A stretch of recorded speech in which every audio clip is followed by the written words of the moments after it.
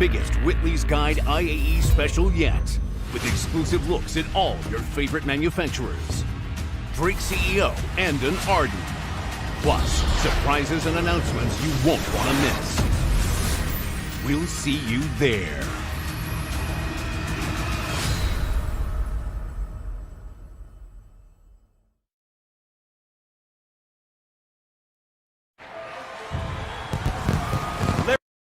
Liberty, ingenuity, equality. These ideals connect. Liberty, ingenuity, equality. These ideals connect each and every one of us across this vast empire of stars. As such, I want you all to meet the 2952 Cutter from Drake Interplanetary. Oh yeah. This ship embodies those ideals that we are truly democratizing spaceflight. Who needs to hire talent when the aerospace CEOs are dying to get on camera? Hey, Jimmy?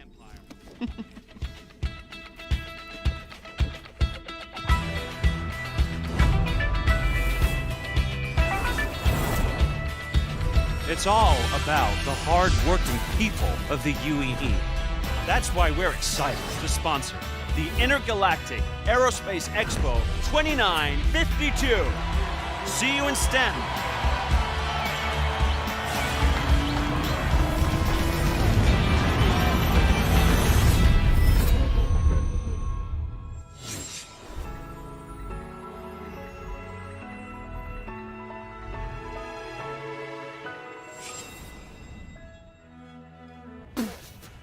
What in the unholy hell? They think I'm dead? Unbelievable!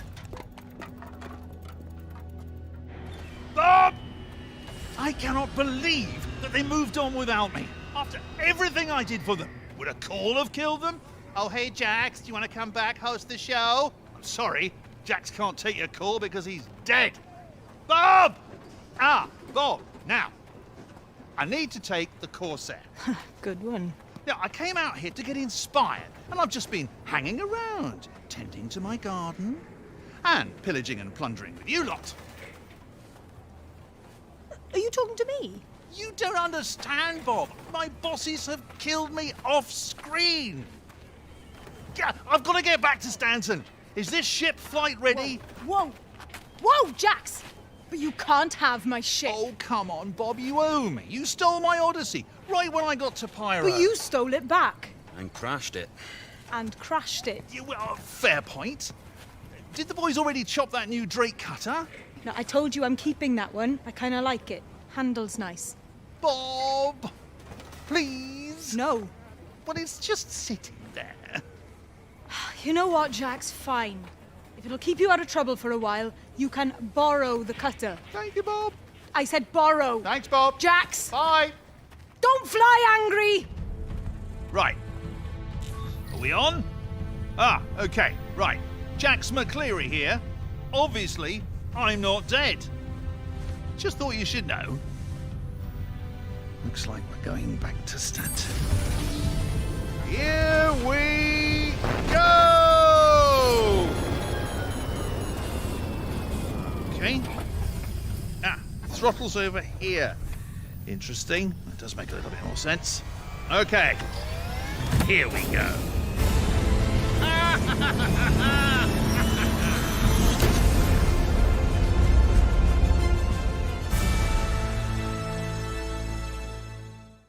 Very exciting. It says everything's good?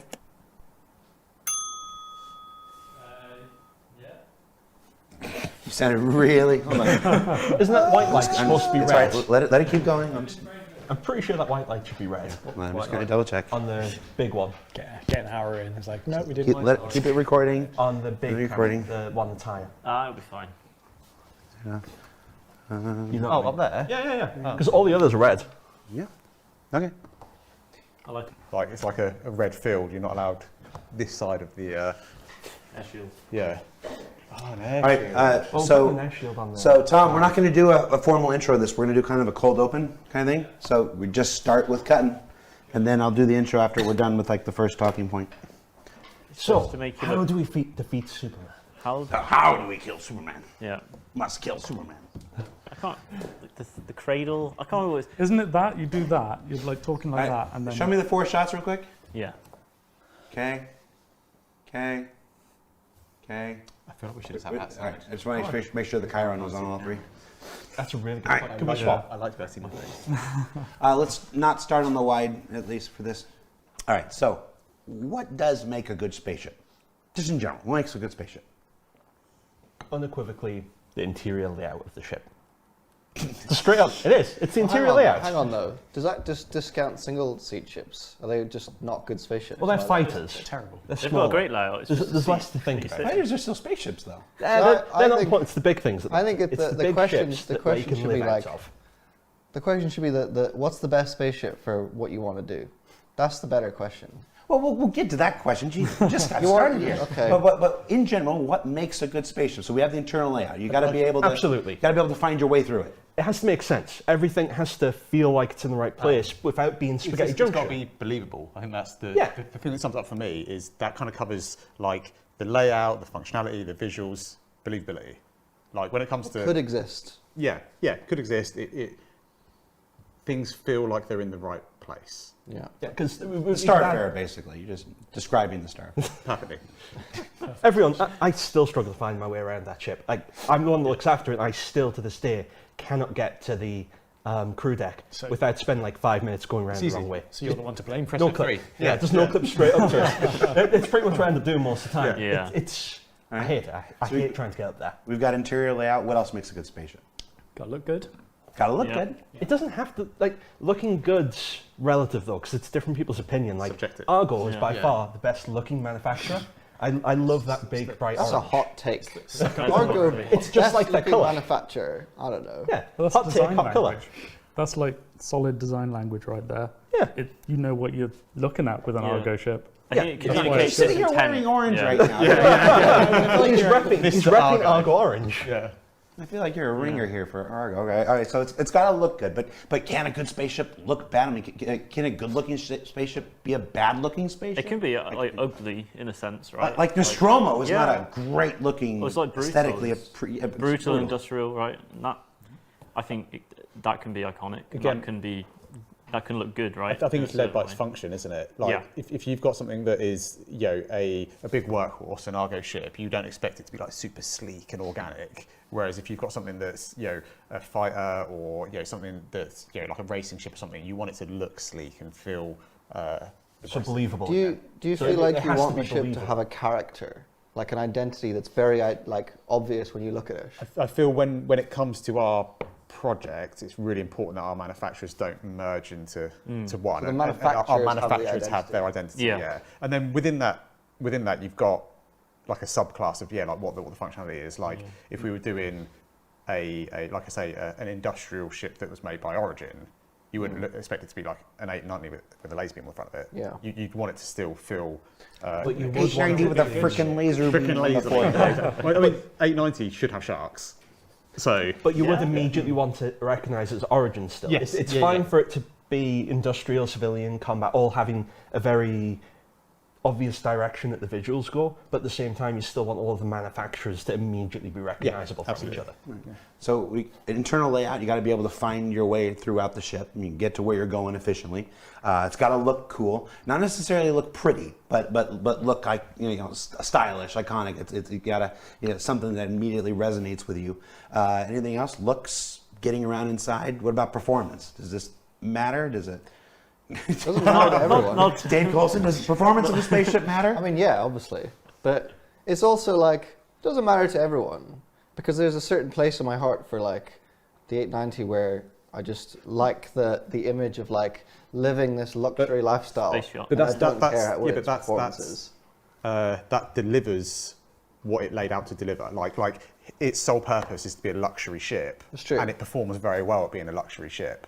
Yeah. So I think, yeah, like it kind of goes without Performance saying. means that- different things in that context, though, right? Well, Yeah. performance means different things based on what the ship we're talking about is. So in terms of the 890, its performance, I suppose, is how luxurious it feels. While Yeah.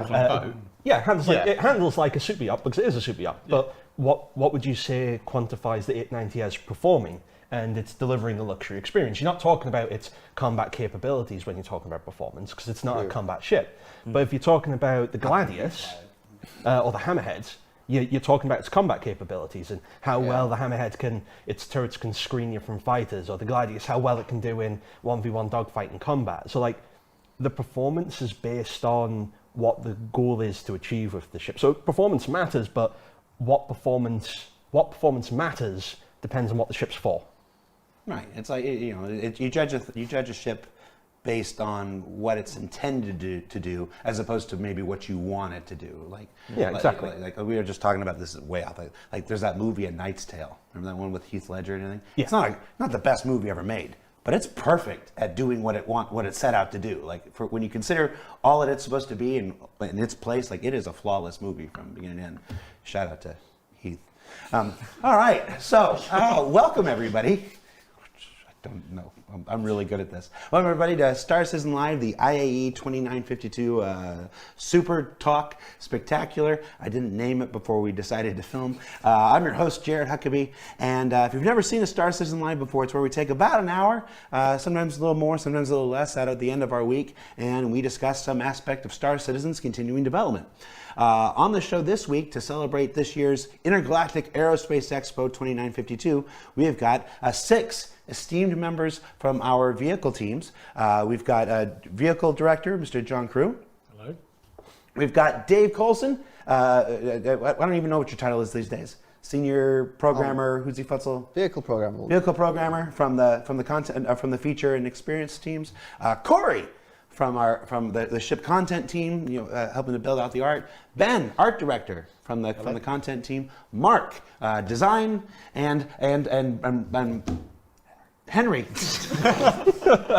I was doing so good. I got to you. Last hurdle, Jared. Last hurdle. Henry, this is your first time appearing on camera for anybody in Star Citizen. What do you do? I'm Henry. I'm a vehicle artist. Yeah. Well, welcome to the show. Thank you. Henry was kind enough to be a last-minute replacement to fill in. So literally, thank you for. We literally grabbed you about 5 minutes before we started filming and just pulled him in. He's like, "Okay, yeah, I'll be on the film." So we are in the IAE, just technically launched today, this is going on in the microTech Convention Center. It's your chance to explore almost every single ship and vehicle that Star Citizen has to offer. On Inside Star Citizen yesterday, we talked a bit about the 600i rework and a bit about who Drake is, and introduced the brand new Drake Cutter. Next week on ISC, we'll be talking about even more spacecraft, some that you know about, like the Polaris and the concept rework for the interior that's going on, and then ships that you're not supposed to know about, but maybe if you went to Reddit, you already do. But we're not going to spoil that here for those who are staying pristine. So on our Inside Star Citizens will be where we'll talk about all the new ships and give all the information and stuff like this. Today, here on the show today, we want to talk more about the process of making ships. What makes a ship good, which we just talked about, how we go about making them, the considerations that go into that, and just overall a bit about the process. The Star Citizen project has grown by leaps and bounds over the last several years. We used to do a show called Ship Shape, where we educated about the entire pipeline and how ships move through it. We haven't done that in a while, but since those days, we have gained a whole lot of people. So for some of our long-time viewers, some of this might seem repetitive. Some of this might seem like stuff you already know. But we got a lot of new folks, and maybe, as all things, the only constant is change. Maybe the pipeline's changed a bit, the process has changed a bit. So we'll see if we can't educate a bit. I see Corey nodding. He's like, yeah, the pipeline's changed. The pipeline's changed quite a bit. So let's start there. Let's start there with the pipeline. So every spaceship that gets made for Star Citizen goes through this thing that we call the ship pipeline. It's got many subsections, but overall, the last I looked, please correct me if I'm wrong, there were basically 6 major kind of sections. There was the initial design and then concept, and then white box, then gray box, then some other stuff. Some other stuff. New stuff now. Let's talk about it. Just finish it. Let's go to John through. Why am I doing this? John, talk us through the pipeline. What's the at the high level? What does every ship do? You mentioned things changing, and it is changing, and it's the perfect group of people because Mark and Corey have literally the last month or so been working on updates for it. Okay. So completely unprompted, I'll throw it over to you two to see if it's your baby that you've been. Top tier. Go on, Corey. Good start so far. I mean, really, like the biggest changes are sort of more of a focus on an actual planning phase between sort of pre-production and production. So we've actually sort of defined like planning as an individual thing, right? So we have to go away and estimate it. We've been looking at how we estimate how long it takes to do this stuff, like actually getting the team more involved. Like we're basically grabbing everyone, doing planning poker, which is kind of fun and a weird thing, but it works surprisingly well. Like we've rolled out a couple of new. What is planning poker? I should have brought the cards. You should have brought the card. Yeah. It's We could do some Yeah. Star Citizen planning poker cards. that'd be pretty great. It sounds like some pretty good merch right there. Yeah. Like I did I used to manage the props team, and I've recently sort of transitioned over the ship, so that's why I'm here with these people now. Should we do some planning poker role play here? Do it live. Yeah. So basically, I mean, it's probably not the most legit. I'm sure there are like, agile development experts out there who would shake their heads at how I do. You're about to get shouted at, Corey. Yeah. Basically, you have a stack of cards. It's got numbers on it that represent values. I tend to just do it in days because art tasks is pretty easy to break down in days. But if you're doing more nebulous things, you can use a like point system. It's kind of weird. I don't really like that. I like dates as a measurement. I mean, do you guys use story points? We use points, yeah. The only difference really is, like, as you said, art is like pretty straightforward and easy to estimate how long something might take. But engineering tasks tend to have all of this like R&D and experimentation work, and it's very hard to guess. Well, so we tend to quantify things in terms of the complexity rather than the time. Yeah.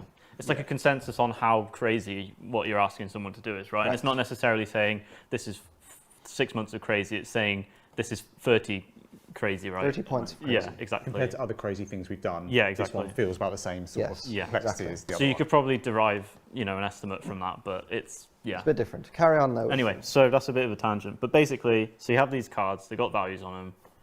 Everyone has their cards face down, and you say, okay, so we're going to look at how long do you guys think it will take to do the white box pass for the exterior of the ship, for example, right? And everyone will have a little think, and then they'll get there, they'll select their card, and then, you say whatever, show your cards. Everyone presents their card, and you basically look and see if everyone's got like a consensus on how long it's going to take, or if there's like a massive deviance. And if there is, you say, Henry, you said it's going to take you 20 days to do this task, but John said it's going to take 10. Why is it going to take you twice as long? And then you might say, well, here's a bunch of things that John didn't think about. And then John might go, Henry, okay. you're slow. Yeah. Or it might say, Henry, pull your finger out, mate. Come on. But basically, the point is that you've got the people working on a task and you're trying to reach a consensus. It does take a bit of time as well, which is a bit, I think in the past, what we've tended to do is we've tended to do this on like a ship scale. So we've basically looked at a ship as a whole and kind of gone, okay, well, like we know another ship of roughly this size and this complexity with, it's a really well-known art style or it's a completely unknown art style. We've kind of broken it down that way. Whereas what this allows us to do is the team to kind of take on, have more input into that. And also because our complexity of our ships has grown so much over the years, it's no longer a case of like, oh, here's a small single-seater and all small single-seaters take X amount of time because, some of them have, one wing that you can just mirror around. Other ones have, completely unique parts and completely unique functionality. And it just allows us to like get a better understanding of how long we think things are going to take, and because of that, hit our targets better. Yeah, like we've already compared to how we used to do it. It used to be at a high level, people would leads and directors would say it's roughly going to take this long as a best guess ballpark, but sometimes it's been so long since we've been actively doing some of the things that our estimates have fell short, or new tech's made it more complicated or easier. So we don't have as an accurate idea of it anymore compared to the people who are doing it day in, day out. Mm-hmm. So we've had a couple of ships go through this process now, and the estimates we've got from doing this have been almost to the day correct. And with some of them, we underestimated the whole scope and cut back what we were going to do because we knew it wouldn't fit because of the better estimates, and everything got as much attention as it deserved. And we now know we just need to go back and revisit something else later, but we also know how much time that's going to take, so we can plan for it better. Yeah, we can adapt the scope of a project to the time we have, basically, because we have a better idea of how long each individual thing is going to take. So we can say, right, we've got 30 days, all this is going to take us 40 days. Ben, what are you willing to cut? And then Ben will say, well, this task is 10 days, so we'll cut that, and then, you know. Yeah. So better planning. But that's one thing. Okay. We can't skip your original question, Jared. Do you want the TLDR version? Do the I'm just going to waffle, mate. Let's so do the TLDR of everything else. Okay, so TLDR is we start out, like John and his design team come up with the idea of we want a ship to do this role and deliver this, and then I think you normally send around like you pitch it to people, don't they? Yeah. We have the very high level, like one sentence. I want a space food truck van. We use that as our example for this. And it has to be Drake. And it has to be Drake. Yep. And either I've come up with that, or I've got it from Chris or Todd or Tony or someone like that. I give that to a designer, and they flesh it out into the full brief. That goes back around all the design leads, because there's a lot of design teams, and they're all working on slightly different things. They all may have slightly different ideas compared to the designer who did that vehicle brief may not be aware of, say, what EUPU is going to be working on in 9 months' time, which may have an effect. So they all have their feedback. We update the brief, goes to Chris for the final sign-off, and then it goes into the concept phase, which is pretty much unchanged from... Draw a nice picture. Yeah.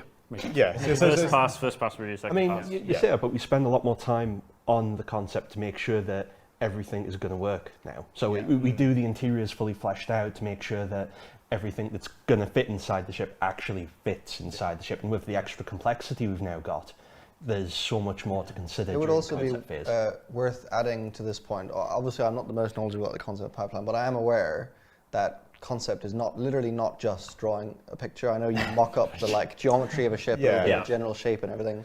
So you have a reasonably clear idea of what it's going to look like. It's much easier to make changes and to invest time when you're in concept than it is when you get into production, because in concept you've got one artist working on it, and it's fairly easy to kind of course correct. Whereas by the time you're in production, you've got an art team invested in it, plus all the downstream teams and design and everything. It's a much slower, much more expensive. And you've got to worry about performance and actually having it work and stuff. Whereas in concept, it's just it's a visual representation of it. So it doesn't matter if you look at the geometry and it's really jank, because we've got a whole team of production artists to basically convert a concept mesh into something that actually goes in a video game and runs right and works looks good. And looks good. So the concept's complete. So concept's complete. Go to white box, which is basically those two things don't finish concept, start white box next day. It's actually I lied. Sorry. Concept complete. We then do proper planning. Planning phase. Okay, and then it gets scheduled. I'm still learning the new production. And then into white box, which is basically we do a fairly quick breakdown of the ship and all the parts that need to be in it, and get it into engine as quickly as we can, just to allow us to run around it, make sure that what we think works visually actually works from a gameplay point of view, and make sure it flies. Make sure thrusters in the right position. Make sure, make sure. The ever popular, when I open this door, does it actually stay within the ship? Yeah, does it go outside the doors? Oh yeah. Well, we actually have that test just to drag the ship around to make sure everything stays attached. Doors. Goodbye. And then once at the end of each kind of phase, we have a review process where we sit down with everyone and get everyone in a room, make sure we're all happy with it. White box is basically make it work. We don't. I'm going to hate myself. We don't really care what it looks like at that point. It's about making sure that we know what we're doing and it's all going to work. And then into grey box is where we do most of the modelling, most of the artwork.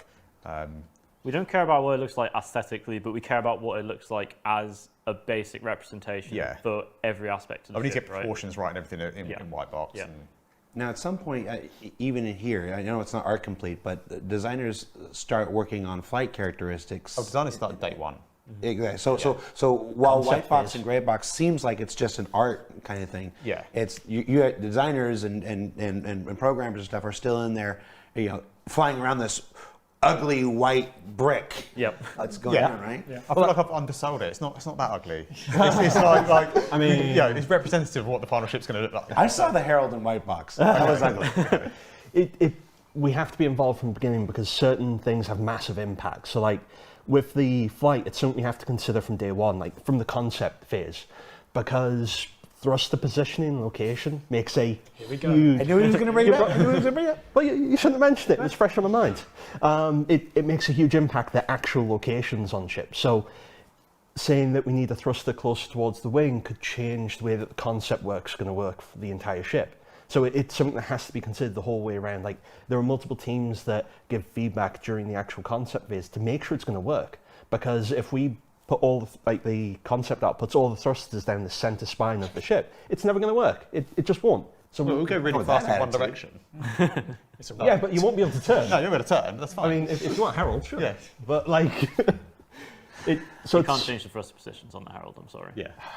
Oh, not going to happen. I can't change the back one, but I can change all the others. You can change like the mabs and that. What if we change the Herald to go back to being asymmetrical?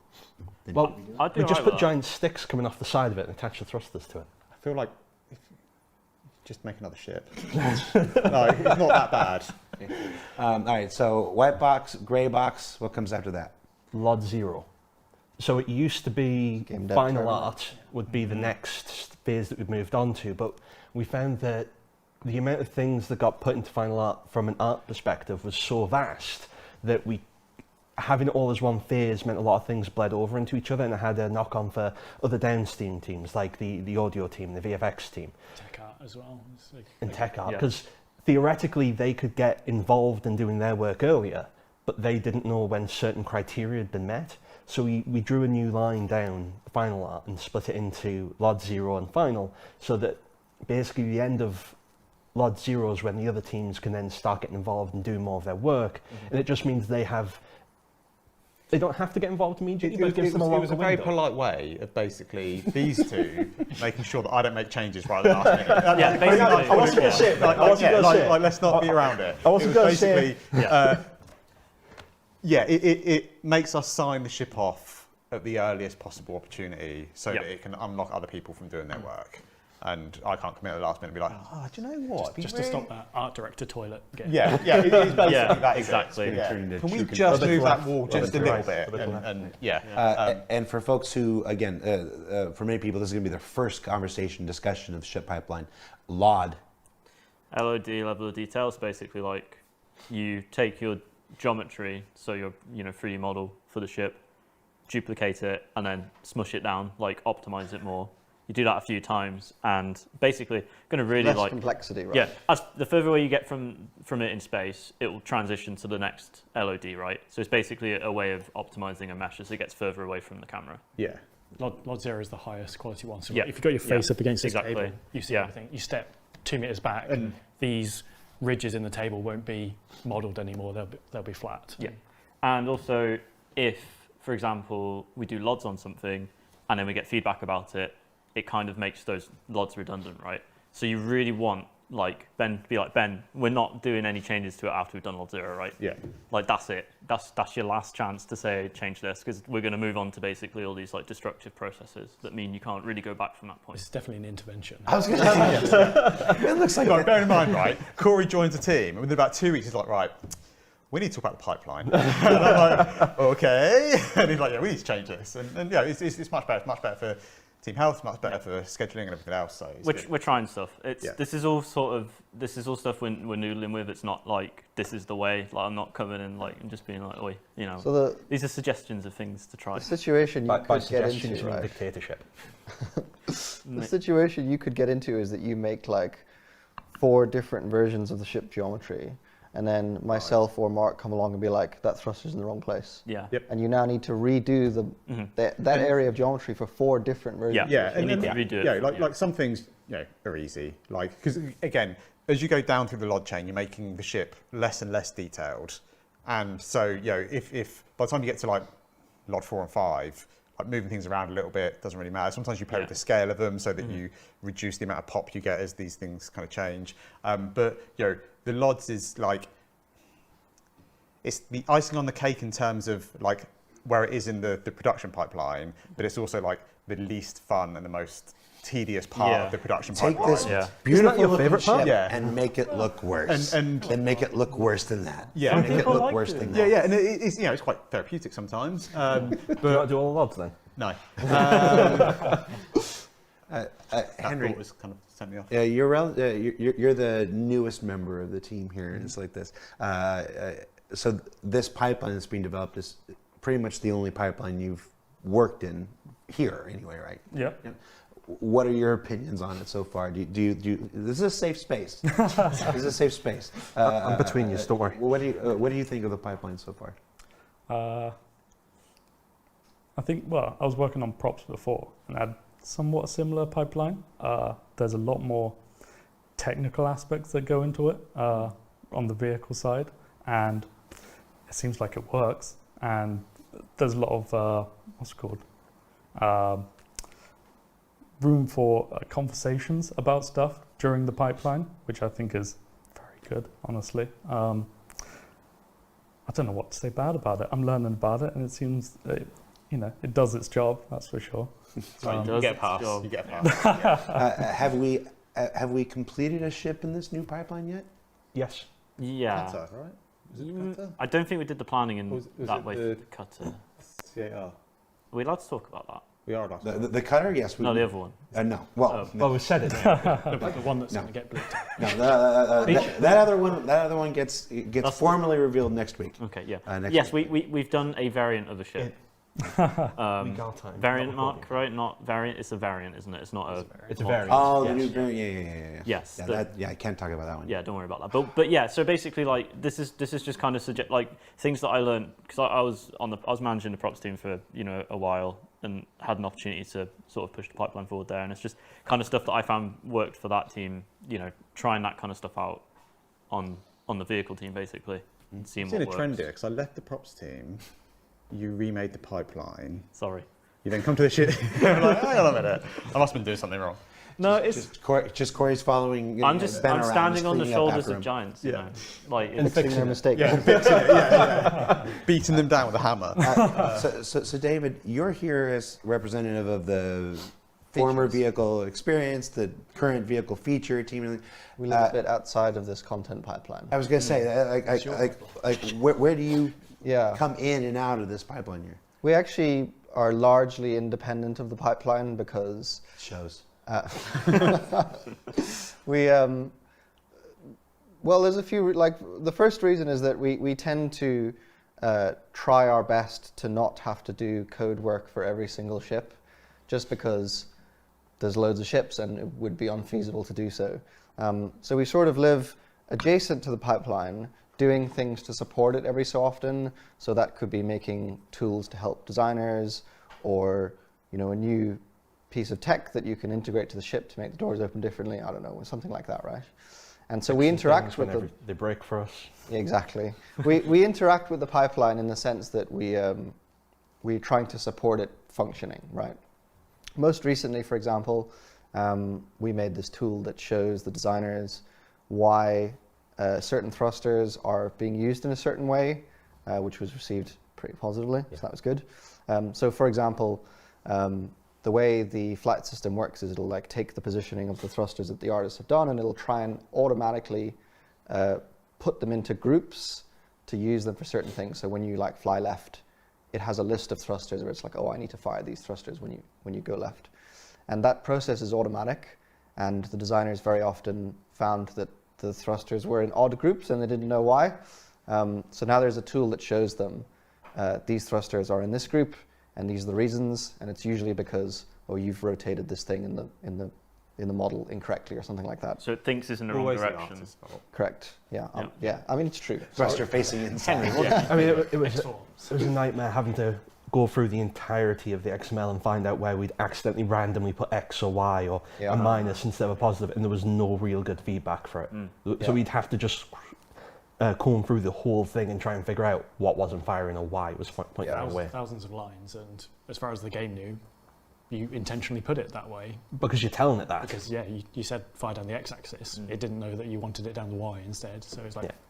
So you can overwrite it in this file, but if you know what you're doing. Yeah, I mean, I'm not going to do it. Well, if it's pointing in the wrong direction, like physically pointing in the wrong direction, it won't fire if the implementation file has it in the opposite direction, because there's a degree of functionality with it as well for how far away from the angle it can point. But then that was the other problem. So if we were 1 degree too far on a fixed thruster or something, it then wouldn't fire, despite the fact that it was correct positive X and Y, because the angle wasn't the right angle. That's it wouldn't fire, and we wouldn't know. So now there's a tool that tells you. Since we're legendarily renowned for being really good at naming things, does this tool have a name? It is called the thruster group debugger. It's very posh. We didn't call it something like, I don't know, Jackson or... Yeah. It's just functional name. All right. So while we're talking about thrusters here, there's always one of the things that Chris has been known to say from time to time, we repeat often, is you take it to the point of realism, and then you bring it back to the point of fun. How real is real when it comes to these spaceships? How obsessed or concerned are we with making sure everything is as accurate scientifically or physically as possible? And how much do we just like rule of cool some stuff and be like, no, I just like the way that looks, so you're just hand waving them and make it work? It depends on the ship, really. Like, depends who you ask as well. Ben's a very rule of cool person, and you keep having to reel him in. I just want Jeffrey's tubes. That's what I want. It's Jeffrey's tubes. I'm not allowed them. They're not real. Why aren't we allowed Jeffrey's tubes? Sorry, I'm not getting into this conversation again. Not on live recording. We'll speak for an hour about Jeffrey's tubes now. We could. If you look at the... Wait, we could have Jeffrey's tubes, or we could talk... No. No Jeffrey's tubes. If you look at the Hornet, that's a really good example of thruster layout for what a real spaceship would be, in that it's got a big thruster at the back, it's got 2 retros that are in line with it, and then the maneuvering thrusters are all equally spaced around it. So it's basically just... very functional. It's a cube with a spaceship dressing on it. So that's like real spaceship. But if we want every spaceship to be like that, that's sort of the perfect layout, which means every ship's thruster layout has to be like that, just on a scale, which means the Gladius here is good. I don't know, this one, hopefully everyone knows what a Gladius looks like. Those thrusters aren't in line like they are on the Hornet, they're spread out because of the shape of the wings. So technically that's less perfect, less real, but it looks, in my opinion, cooler than a Hornet. And it's like that on every ship. We always try and make sure, and I'm pretty sure we have in every instance, but I'm not going to 100% confirm that every ship has enough thrusters to believably do what it's supposed to do. And they may not be in the scientifically correct place. Like if you look at the 400i, there's thrusters there to move it, but they could be in a better place, but that would mean changing like the toothbrush nose of it. The snout. And that's where the rule of cool compromise comes in. And that's different for every ship. The decisions that were made in the design of the flight system is such that we tend to forgive imperfections with regard to the balance of things. So, the thrusters, their positions do matter, as Mark has made it clear. But if you, for example, have a slight imbalance versus the front and the back of the ship, the system will ignore the imbalance. But you do kind of need to be sensible, because there is a point where you can do something kind of dumb and it won't fly. I think it's very good at mirroring real life in that way anyway, because I would think with our advancements in technology as a race, we could probably come up with the perfect automobile, right? We could probably come up with the car that is the most efficient, can drive the first, whatever. But if you look at cars on the road, most of them are different. I think there's always a point in real life where life for variety. Yeah, a decision has been made to be okay, we could do it like that, but this way just feels better. This way's nicer. We as a collective, we prefer it like this, and our systems allow us to kind of have that freedom as well, pretty much. I want to also give shout out to the realism with regard to the way ships animate and move. A lot of, like you mentioned earlier, the way doors move and animate all of it is not faked. There's just like physical space to how everything moves. Which is really cool. Yeah. Which is nothing disappears into. Yeah, what you were mentioning earlier, which is you start white boxing and you're kind of walking through the ship, and it's like, oh yeah, done the doors and everything. And you're like, cool, just put it in like the outside camera and open the doors. It's like, oh, okay, all right, yeah, because we stickler for that. Yeah, we making sure everything fits. We can hide stuff, like if we wanted to. We just don't draw it when it goes into the wall, but we want to make sure, like, want to sell it. Yeah, we want to sell the dream, and those are the sorts of details that you can notice a lot of the time, and especially when you've got lots of things that are like breaking the laws of physics in subtle ways. The more they build up, the more it sort of breaks that sense of this is a real place I could be. Mm-hmm. And it was a real struggling block in the past for a lot of our concept artists who worked on other projects, and they were used to, it's just a movie set or it's just a TV set, so I don't care where that door goes once it's opened. Yeah, it's gone. And now we're like, no, we need to account for this. I had lots of conversations with Gurmak, with Jim Martin, with Dave Hobbins. It's like, people who have made spaceships for Star Wars, for Star Trek, the Defiant, the Falcon and stuff like this, and then they come here, and it's like, wait, the inside has to fit in the outside? Yeah. And it's like, it seems like such an obvious thing, but it's not a consideration that exists anywhere else. Not just in other video games, but in any of sci-fi. It feels great when it does, though, because everything makes sense. As you're walking around the ship, why is it so thick? Oh, well, that's where the bulkhead door goes. Well, this wall's thicker than this wall. Yeah, because that's an outside door. And it sells the realism of the ship more, which is so important that it feels like it could be a thing. Yeah, I will tell a story without naming any names, but literally it was my second week here back in 2015, and I'm watching somebody work on a ship, and I won't say the ship because it'll reveal, but they needed to put a door in. They put a door in, and the door stuck out through the exterior of the ship and the neck, and I looked at him and I was just brand new, and I watched him go. He goes, oh. And then he just grabbed the door and he rescaled the door down, and moved on. And I was like, I know I'm new here, but that doesn't seem like that's going to be a viable solution down the road. And it did become a problem years later when it came time to actually build that ship. So yeah, it's a unique challenge for concept artists, even some of the great concept artists that come from these other. We have a tremendous array of concept artists who have worked on this game. But yeah, is that the biggest challenge of making spaceships for Star Citizen? If you had to say, what is the hardest part of making ships for Star Citizen? I'm imagining you've each probably got different stories, so I'm curious to hear what your different answers would be. What is the pain in the butt, the thing that the part of the process? X-forms. That's a technicality though, isn't it? Yeah. Tell us what that is. Yeah. What are X-forms? I don't know. You tell me. You guys keep giving us them. Basically, on an animated piece of geometry, every bone has like a position stored on it, and if you haven't oriented it correctly, that position is kind of stored in the, in the file, and it can like skew things. So like you might have a helper pointing the wrong way, so when something attaches to it, it's in the wrong orientation, or it might offset when it goes to its LODs, so something just flies out into space when it goes into the LODs, stuff like that, basically. And it stacks on exactly. nested objects, so you can have them all, like, if you have a big corridor section that's made of, like, 50 child objects, and there's an X-form issue on somewhere, it'll kind of compound. Everything beneath that, just like, if it transforms it, like, 1 meter off for the first child, then the next one's, like, 2 meters off. 3 years, and so you just get this weird cascading event horizon, and it looks fine in the max file. Yeah, when you hit export, it goes in engine. It's very bad. It's like, oh.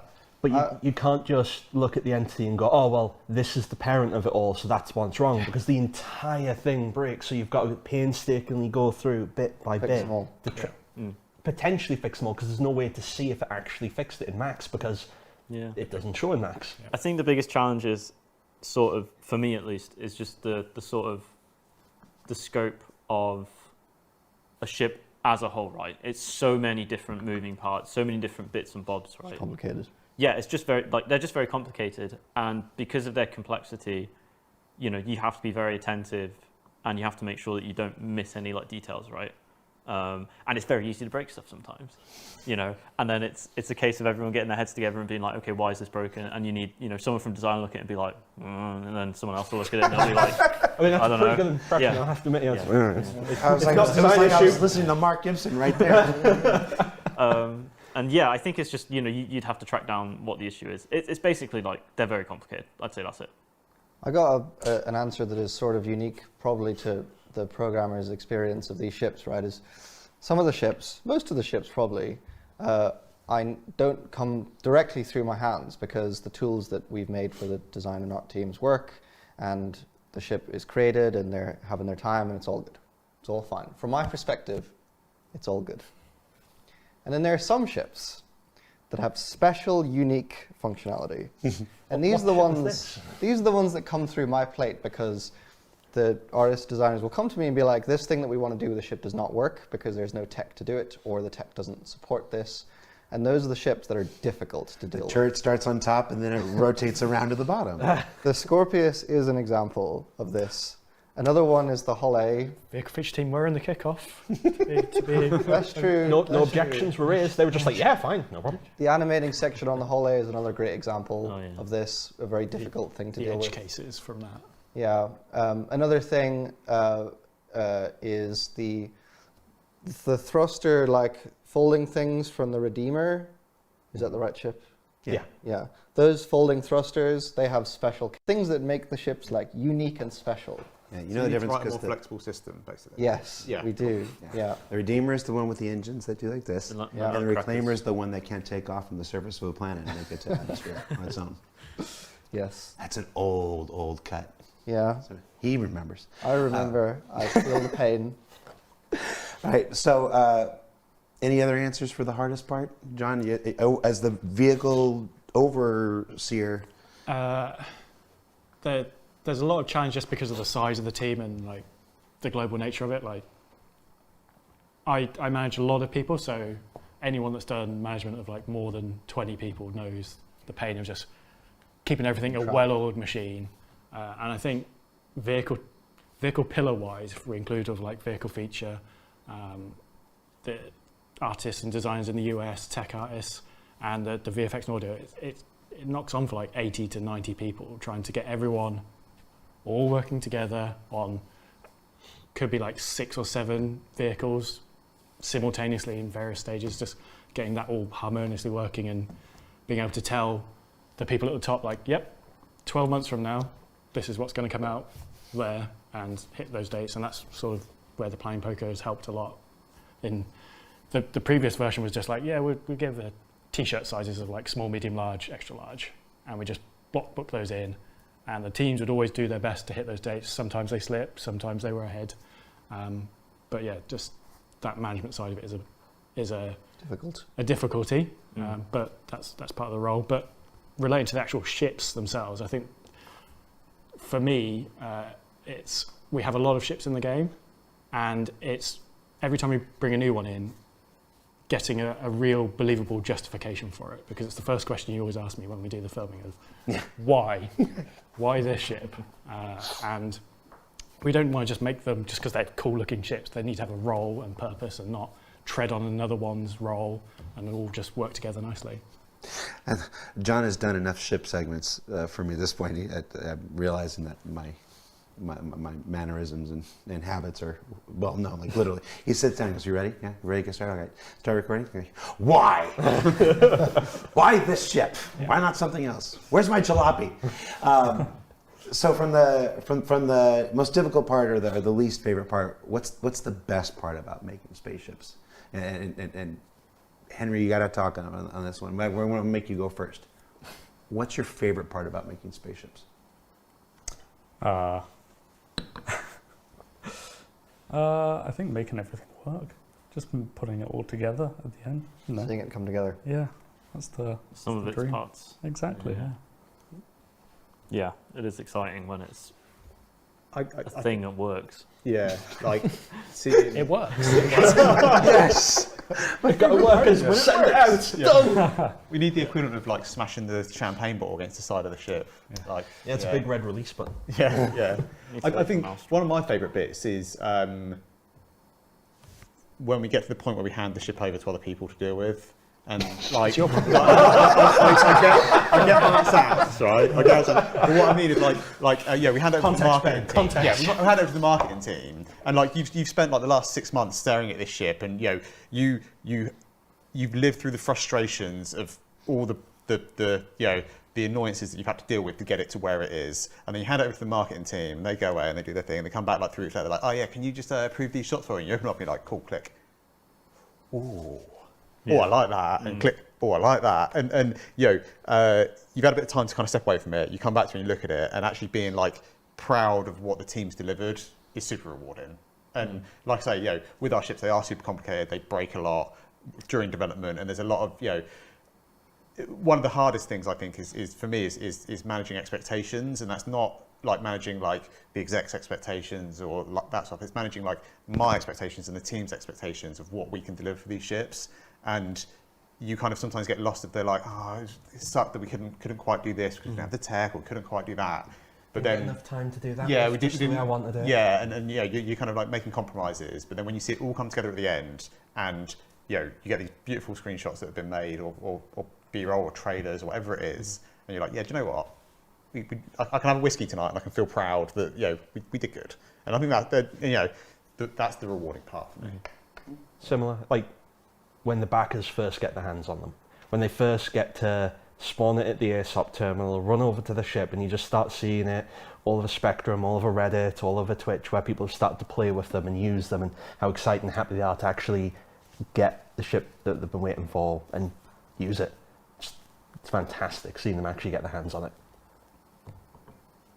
I think mine is similar, seeing the reception to it, especially at live events. So the last CitizenCon we did in Manchester, where we were sat in the dark in the sofa at the front of the stage whilst the Carrick trailer came on, and the noise and like the physical, everyone was clapping, pounding their feet, and you could feel it in your chest from, I don't know how many people, there's like 1,000 people in that room, and just the noise and the pressure of that hitting you on stage was amazing. Well, we were all in the other theatre, like all the staff were in the other theatre, and we could hear people, but other side of the building, absolutely exploding about it. It was fantastic. I was terrified, for the record, because that was my ship and I was absolutely bricking it, but it was amazing to see. So, we've talked a lot about pipeline and process and stuff, and I'm sure that for the folks who have got to make the summary videos, the recap videos, they're like, there's no actual new information in this show. It's like they've turned an hour into 40 seconds. Let's talk a little bit about what's actually in the pipeline right now. So, folks who follow the project know that there's the only constant is change. Let's just get that out the door. We say we're working on this, and then we want to do this next, and we want to do that next. But then some priority changes, or some tech takes longer to come online. And we thought we were going to do this next, but then the underlying tech isn't ready, so we can't do that next. There's staff departures, people move in and out through the industry or whatever, and we thought we were going to do that next, but now with the people that we have, it's more appropriate that we do this instead of that. Let's talk about what's in the pipeline right now. Not any of the secret stuff, the stuff that's unannounced, but as far as the stuff that the community already knows about, what is currently actively in development? I'm going to look at John very carefully. Get the beeper ready. Yeah, because I need to make, like, if I get the red eyes, I know I've done something wrong. All it is just the whole thing is just beep. Yeah. Do this or that. So we'll start with, you kind of like led into it quite well there. The merchantman, that's like the big elephant in the room for me. I didn't say this. No, but it's the big expectation. That's clearly on your mind. It is on my mind. It's a very, very beautiful elephant, but it is very large. I think that's the one that, that's the one for me that is got the most unknowns around it. We're still kind of actively working on it due to basically people chasing new adventures and just in slight priority changes. We've kind of got a skeleton team that are currently working on the exterior. The exterior is progressing along well. It's kind of, it's gone through most of its modelling. We're starting to do kind of material breakups and that sort of stuff, and really, defining the overall exterior shape.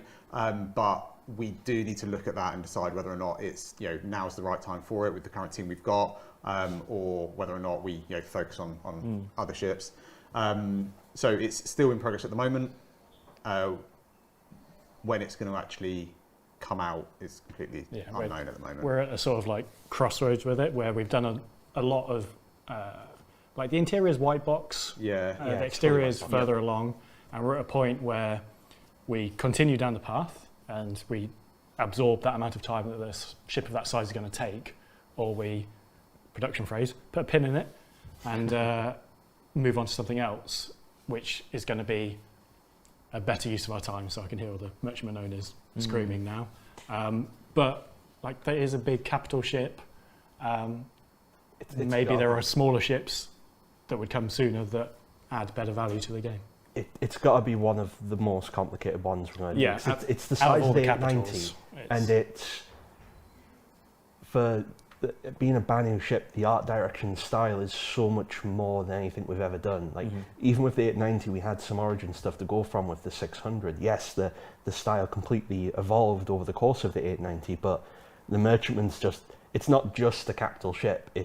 It's an alien brand new merchantman. Pretty much every other capital ship in the game is human and is modular to some extent. Like you make one corridor piece, you've made 90% of the corridors in the ship. And with merchantman, that's not true. Like so much more. Every corridor is it always the entire thing. It needs that time and that, I have that expectation. Like I say about managing expectations, we could make it all modular. It wouldn't be what we want. Wouldn't be as cool. Yeah. And so there's a fine balance. And with every ship, we try and reuse stuff and we try and take the most sensible approach to it. But the merchantman has like very little to pull from. But anyway, merchantman done, right?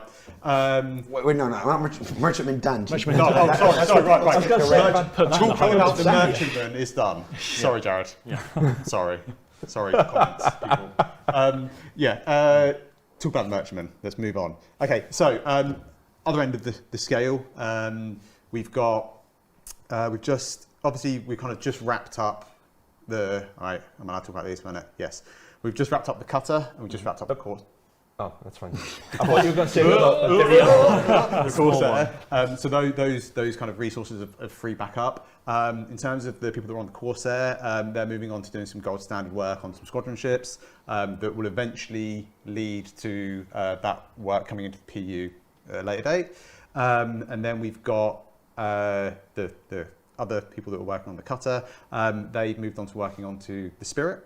So, the Spirit is in early white box. We're tackling the interior. It's all coming along pretty well. We're focusing mainly on the bomber variant right now, but we are making sure we white box the VIP variant, because the VIP one is the one that's going to cause the most headaches. It's got multiple floors in a small space. It's got an escape pod. Well, escape. I don't know if we've actually announced that yet. Now we have. Okay.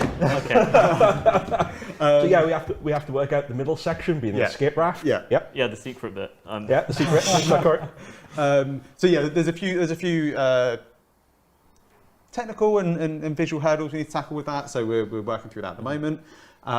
We're working on the Links, thank you. The links, that's also in white box, again, early days.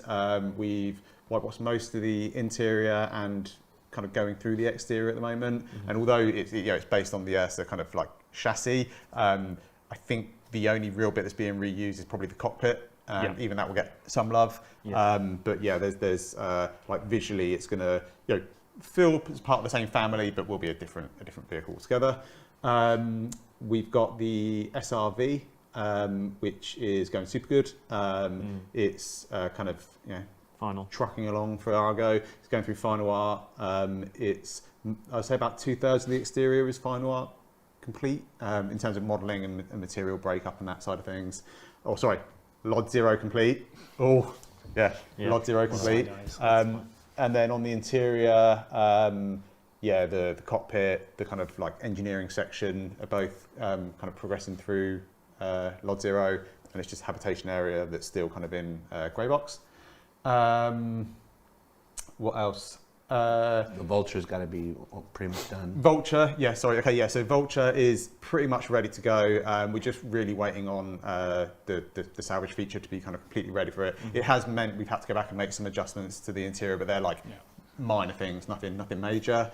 So that's going good. The whole C is kind of with tech art. It's kind of we're mostly art complete on it, but we need tech art to go in and do their kind of pass to get it all, like the hull A, get it all moving, and once that's done, we can go through and do a final lighting pass and fix up any bugs. And I know there's discussions going on right now about, because the whole we talk like the Vulture with salvage. There are knock-ons that affect ships that aren't necessarily exclusively ship related. Yeah, like the salvage. Gameplay is done by a gameplay team, and then gets kind of integrated into the ship. With the hull C, its big external kind of thing is the economy. Yeah, and basically it's like you can't just dump it out there, and then without all this other work being done for the economy, being done with the cargo refactor and all the stuff that has to feed into it. So I know there are a lot of conversations going on right now to make sure that when it does drop, it doesn't just destroy. Yeah, absolutely, and that's it. There's things that's like say pipeline internal, and then there's things that are game wide, and the whole C is one of those things that juggles both, unfortunately, or careers straight through both. They're always the tricky ones as well. Yeah. Sometimes we're ahead of those gameplay teams. Sometimes we're behind, and we always get the damned if we do, damned if we don't. Like the ship could be ready. And in the past, we'd have just released it without the gameplay, staff error. But now we try and not do that. But then it's the case of, well, hey, this ship's disappeared off the roadmap now. It must be done. So it's coming in the next patch. And it's like, gameplay's not ready. Gameplay's not ready. Yeah, and things like the whole C, that requires. It's like it's hull A on steroids, isn't it? Basically, because that rear section. My table, isn't it? Yeah, that rear section has you can walk around it, which you couldn't do on the hull A, and that causes a whole lot of headaches. Yeah, lifts in moving. Anyway, giant one physics screen that separates and becomes two physics screens. And three. Right. Yeah, like the collar, the pipe. Yeah, we want that to. I have quite high expectations for that, and so that unfortunately requires some additional work from the different teams to get that looking right and feeling right. Okay, and then we've got like talking of salvage. That's one of those things that is somebody else's baby and feature, has a massive impact on all of our ships. So the team have been kind of Henry's been kind of like spearheading some of this stuff. Has been working exceptionally hard in looking at all of our current ships that are in game. All of their damage and underlying damage messages were created for a damage feature that was worked on many years ago, and now we're like, well, that works for salvage, but some of it works great, some of it didn't, and so we're going through and for me, I love supporting new features. For us to kind of take all of the damage meshes and the UV2s on ships and everything and do them to a gold standard is years of work, and I don't want to be the person that's holding back a feature that can be really good fun. For the sake of me being like, you can kind of see through that bit, and then you kind of see through this bit. Yeah. So we're going in, getting all the ships ready, getting all the UV2s updated.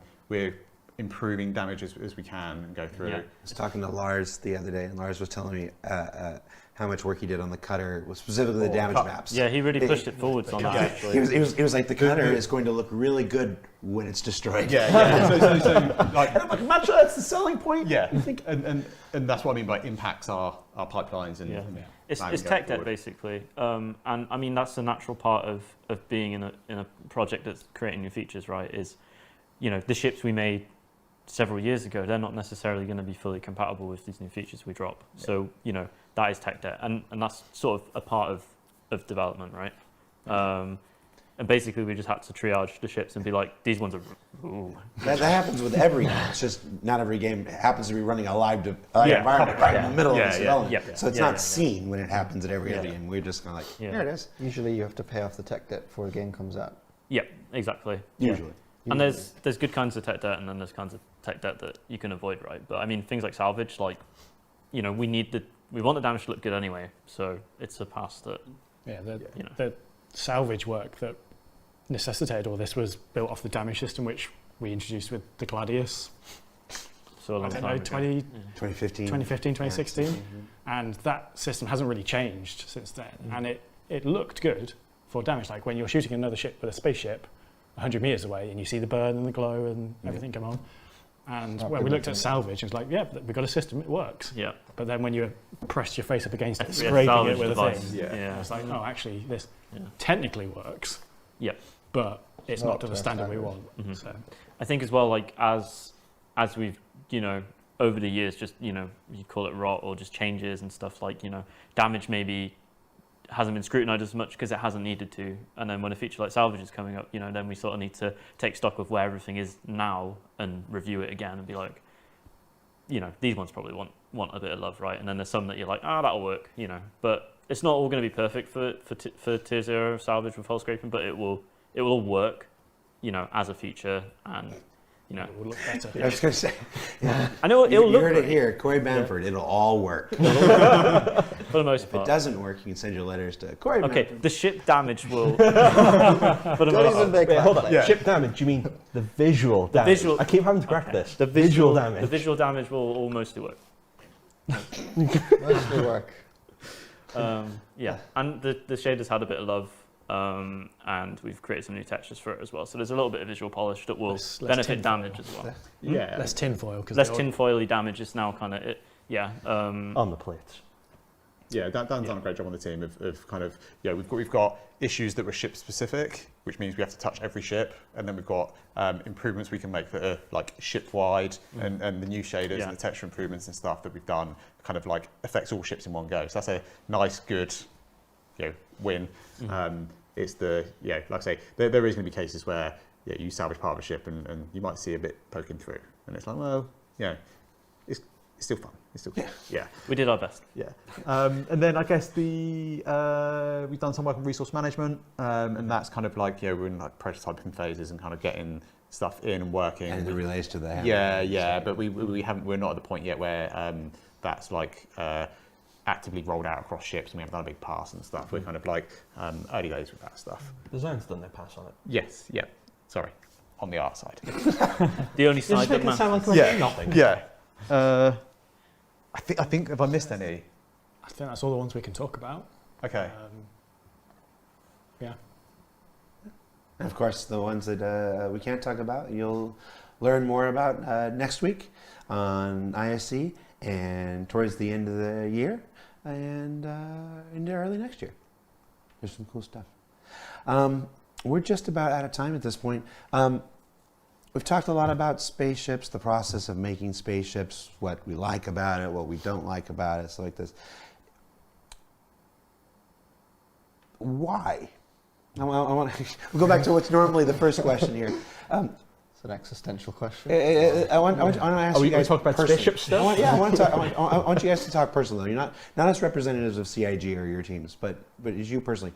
Why do you make spaceships? This game, there's a lot to this game. It's not just spaceships. But why? What drew you to spaceships? Why do you stay? Why did you leave props to go to spaceships? Why don't you leave spaceships to go make something else? Like why spaceships? They're so complex that, for me personally, they're all so complex. Every single one feels like it's a puzzle that needs to be solved, and solving that puzzle for me is really satisfying. Put bluntly. So full of shit. Oh, wow, thanks. No, that's a good answer. It's why I like doing the layouts of ships so much. Does it make sense to put a corridor there? Why does it not make sense to put a Jeffrey's tube in anything? Why does this ship need a rework? We're going to talk about Jeffrey's tube. Entire episode about it.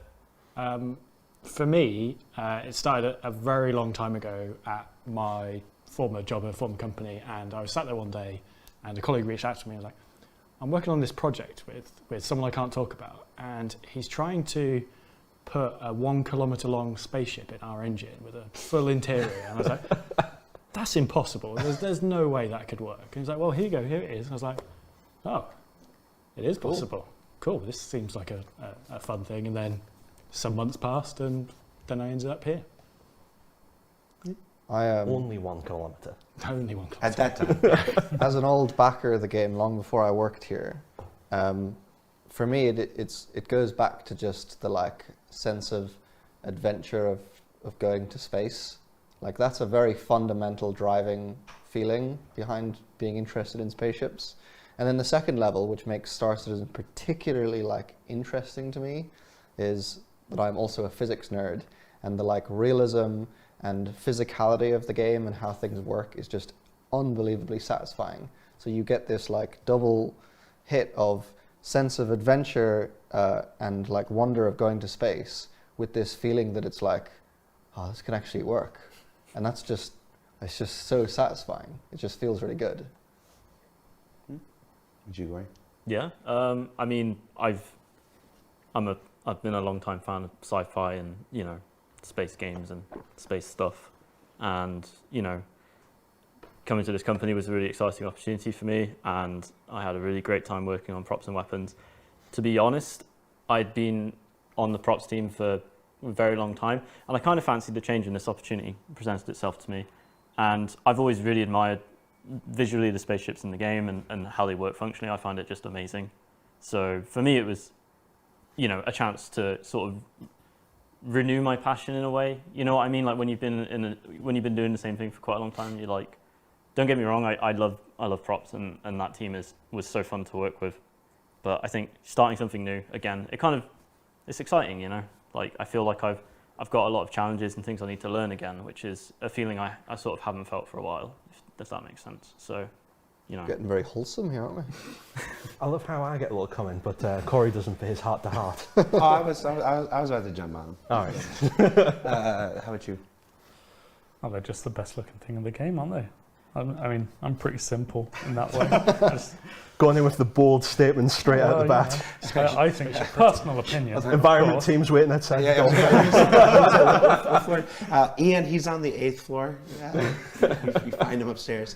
I think for me, you know, I grew up, like I say, like watching Red Dwarf on VHS like over and over, and then, you know, watching Star Trek and Star Wars, and I think like you said, that sense of adventure is a big draw for the project. Like when I first kind of saw what Star Citizen was, you know, I was making like racing games and that side of things, and you know, the vehicle art was inspiring as one thing, but I think I am not lucky enough that I think I will make it into space. So this is as kind of close as I can get. Like my kids, they might, like if they're lucky. I don't think I'm quite there, unfortunately. So, you know, getting that kind of that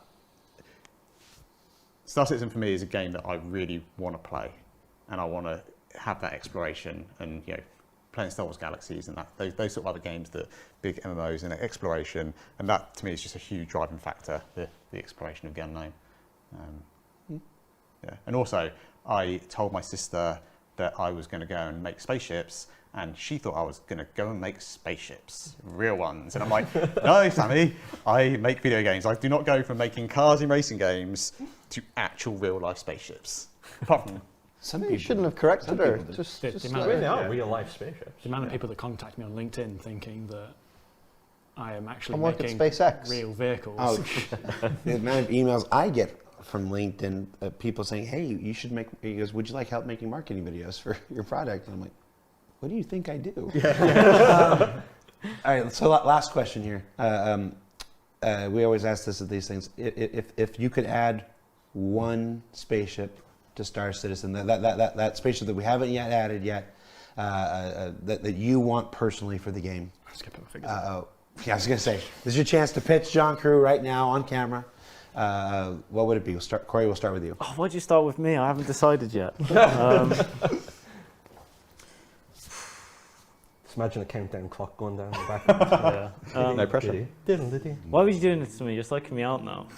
Because I didn't get to jump down your throat like I did Mark, so this is... Yeah, fair enough. I guess is it spaceship or vehicle? Spaceship or vehicle. Okay. I quite like non-combat ships. So I think just like, I really like the idea of the colonizing ships, like the name. Yes, Pioneer. Something like that I think would be pretty sweet. Okay. How about you, Mark? I want to make, well, I'm going to keep pitching to John the idea of us making a giant ground vehicle base. That's what I want to see in game, so I'm going to keep asking John. Is this a movable base? Yeah, a giant ground vehicle moving base. Yeah. So like, think like a giant tank that has 3 floors on it. Like a total Mad Max kind of, you know, like a whole facility. Call it the Rolling Thunder. Yeah. What was that film came out recently that was the Rolling City thing? Mortal Machines. Mortal Machines, like Mortal Machines style giant That's cool. base. That's what I want. It's cooler than mine, I think. Yeah. Like an outpost on wheels. Yeah. Okay. How about you, Dave? So I don't know how the artists might enjoy working on a ship like this. However, I love the idea that exists in some sci-fi worlds of organic ships that are organic creatures and move in weird, strange ways, and are animated very fluidly and like smoothly. The sense of like wonder and, you know, strange newness from that is just appeals to me. And I'd like to see something like that out there for. There's definitely space for more alien ships in our universe. Yeah. The living organic ship, like the Cobra Law, you know, from the old G.I. Joe movie. The original movie, the good one. Yeah. Ben, what you got? Or something. I think are 2 or only 1? all right. No. Okay, 1. You're special. All right. I'd like to do like a traditional space rocket, just because I think it would just be cool, right? Like proper circles on the side of it, big thrusters, takes off vertically, be cool.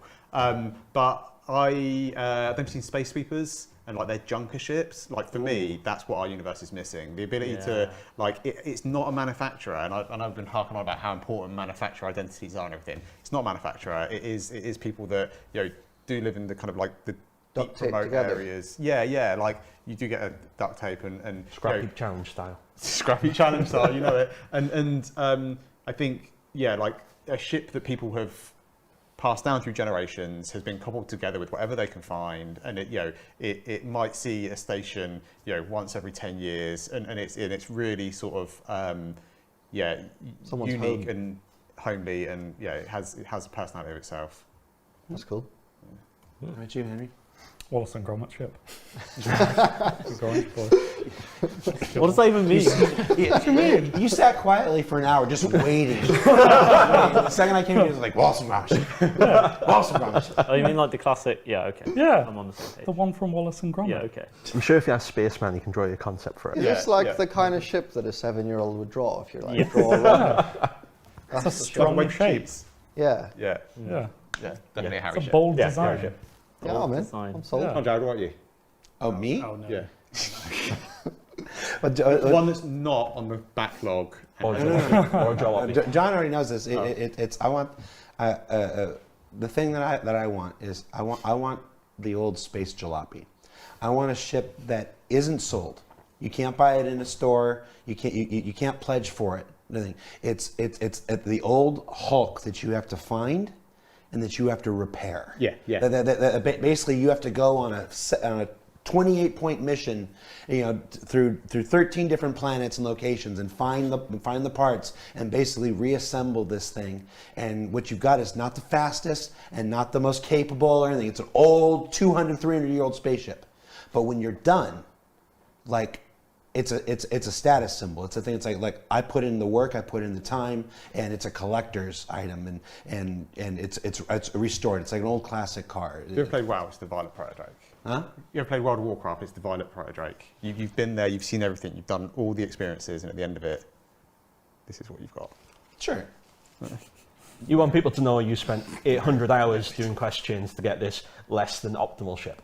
Yeah, but then because it's because when people do the restorations, they're all restorations are always different. Like every 57 Chevy is not exactly alike and stuff. So then there would be some variations. Like it's like you got the blue door and you got the and stuff like that. That's what I would like a quest line ship. Something that you have to pursue and develop. Unique through to you. gameplay. In the I can verse. definitely get behind that. Yeah, that's unique to you.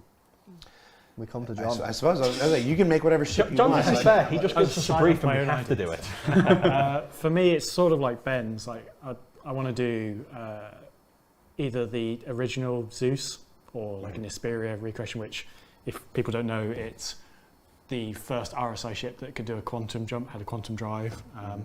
I think they were notoriously unreliable, so there's a lot of them just scattered around the universe. Sounds like we could combine the ideas. What if we combine the ideas, John? But it's just a really cool visual. Like it's like the old space plane. Yeah. So what if it's restoring old Zeus pieces? I think I'm on this team now. That sounds better than mine. Yeah, you have to go down to a desert planet, find just like a random panel. And you of got- it yeah, that's like abandoned. that's my point. Panel at a time. You have to salvage using all the different gameplay systems, using salvage, using scanning, Repair. everything. It's There's a bit at the bottom of every cave. some parts have to be manufactured. They don't make them anymore, so you have to go through manufacturing gameplay in order to. But you have to find the original blueprints that are some abandoned. And you have to old mine this facility or material to derelict. get it.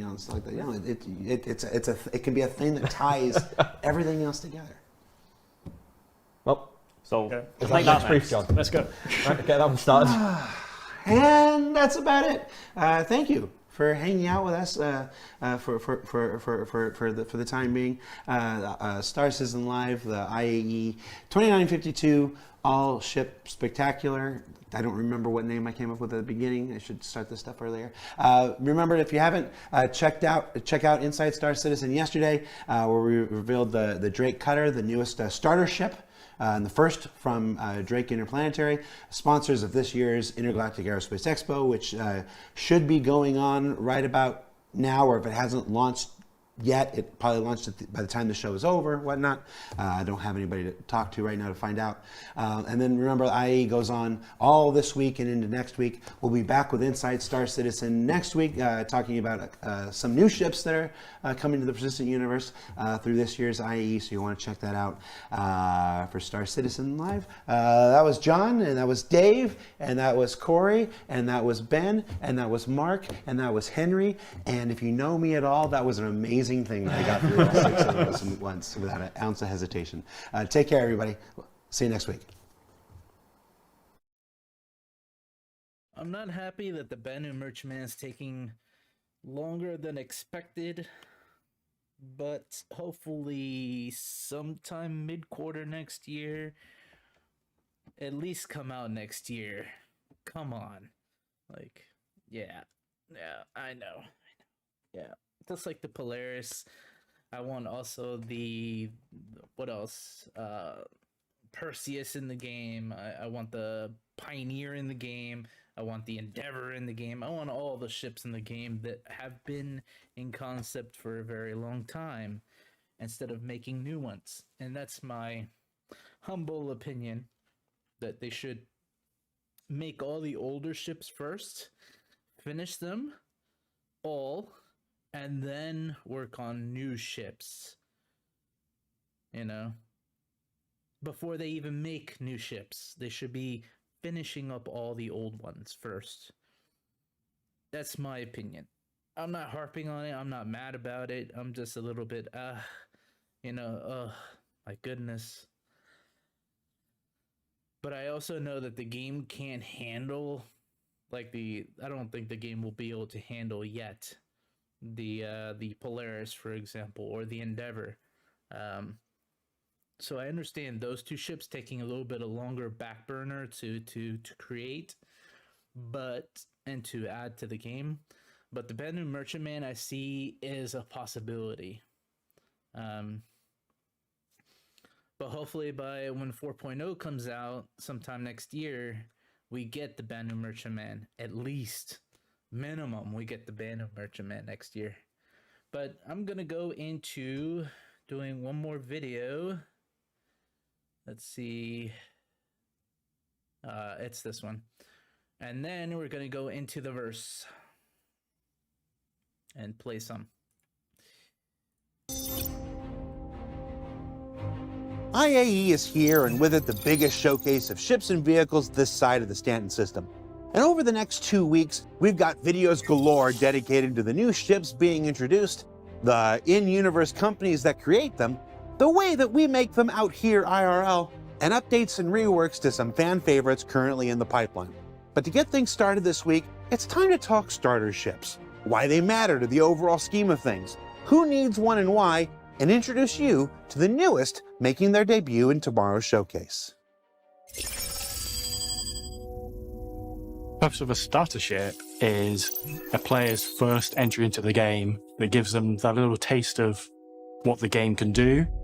It should be relatively simple, straightforward, easy to fly, and should provide access to as many different game loops as possible. They matter in the overall scheme of things because everyone has to start somewhere, so why not start with a little ship that can do a little bit of most things acceptably well to get you ready for the bigger universe. Even if you had every ship in the game, starships still have a purpose in that sometimes you don't want to risk your big value ships or vehicles. Multiplayer or like finding people to play with isn't always like that evident, and you might just feel like playing for an hour or so, and then a starter ship is perfect because you don't have to have a whole team to man it. They're also fun when you're doing something like a Zero to Hero run to get you started and on your way. Zero to Hero is when people start out with one of the basic ships and try and work their way up using only in-game loops and in-game currency to buy one of the larger ships for a certain goal they set themselves. I personally enjoy doing that sometimes because it gives you a new perspective on the game. When you first came into the game, maybe it was 5, 6, 7 years ago, the experience then is different to the experience now, so it gives you that reset and sort of relearn of the game. I think you just made one hell of a good decision. A lot of our current lineup of starter ships were developed back before our game loops really became a proper thing, and that means that we're in a really good position at the moment to introduce a modern starter ship that is set up to work with our modern game loops, and that's where the Drake Cutter comes in. The Drake Cutter is Drake's entry into the starter ship market. It provides a well-rounded experience for one person to just go take on all that the verse can offer. It's a ship that is very straightforward in the way that it's designed. It's designed to get a starter player from A to B as safely as possible while they do their starting gameplay loops. You'll notice the materials and the whole look of the ship and how it's built. It's not really aerodynamic. It's very bolted on and like put together out of like different kinds of metals, and like some are more rusty than others. It's using the Vulture VTOLs. It's also using that Drake signature cladding and paneling that's like bolted on top. It's very functional but robust and slightly janky looking. I think my favorite part of it is actually the way that it flies. It's got big engines, but quite small maneuvering thrusters, which means that it's relatively fast in a straight line. But as soon as you start trying to turn, you really begin to feel the weight of the ship because it's quite a heavy ship for a starter. And that gives it a lot of character. And I think as most of the time that you spend in your ship, you'll be flying it, I think it's very important that we get that sort of thing right. It has a relatively large interior, the largest of any starter ship.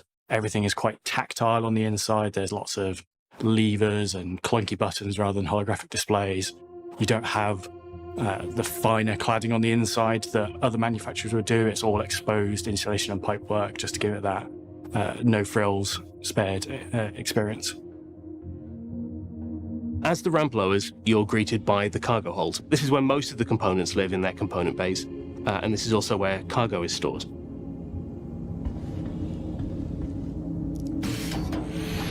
You have a door at the back of the cargo area that leads you through into the hab, which is where the basic amenities that the cutter comes with are. You have your little bathroom,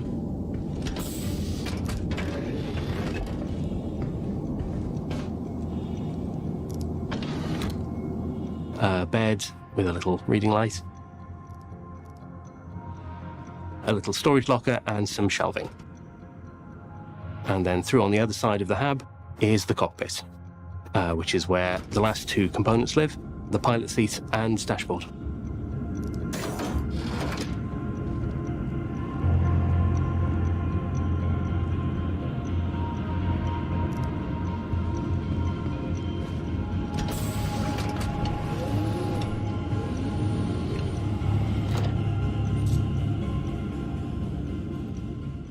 thing I like about the cutter the most is just how evolved it is compared to some of the other starter ships. It has a cockpit with a really tactile experience in it.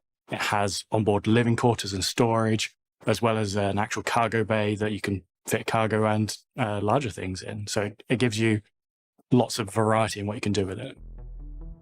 The Drake cutter is for everyone. It's a simple starter ship that everyone will be able to find a use for. In every fleet, there is a use for a small, tough, relatively fast ship. Compared to the other starters, I think a lot of it comes down to personal preference on looks. It's quite a cool looking ship. It's got a bunch of little cool features, like I love the little slidey armor windows that you can pop into place. And yeah, it's just quite well-rounded. It has access to more gameplay loops than you'll get in any other starter. You'll be able to carry other people. You'll be able to carry a vehicle if you're careful.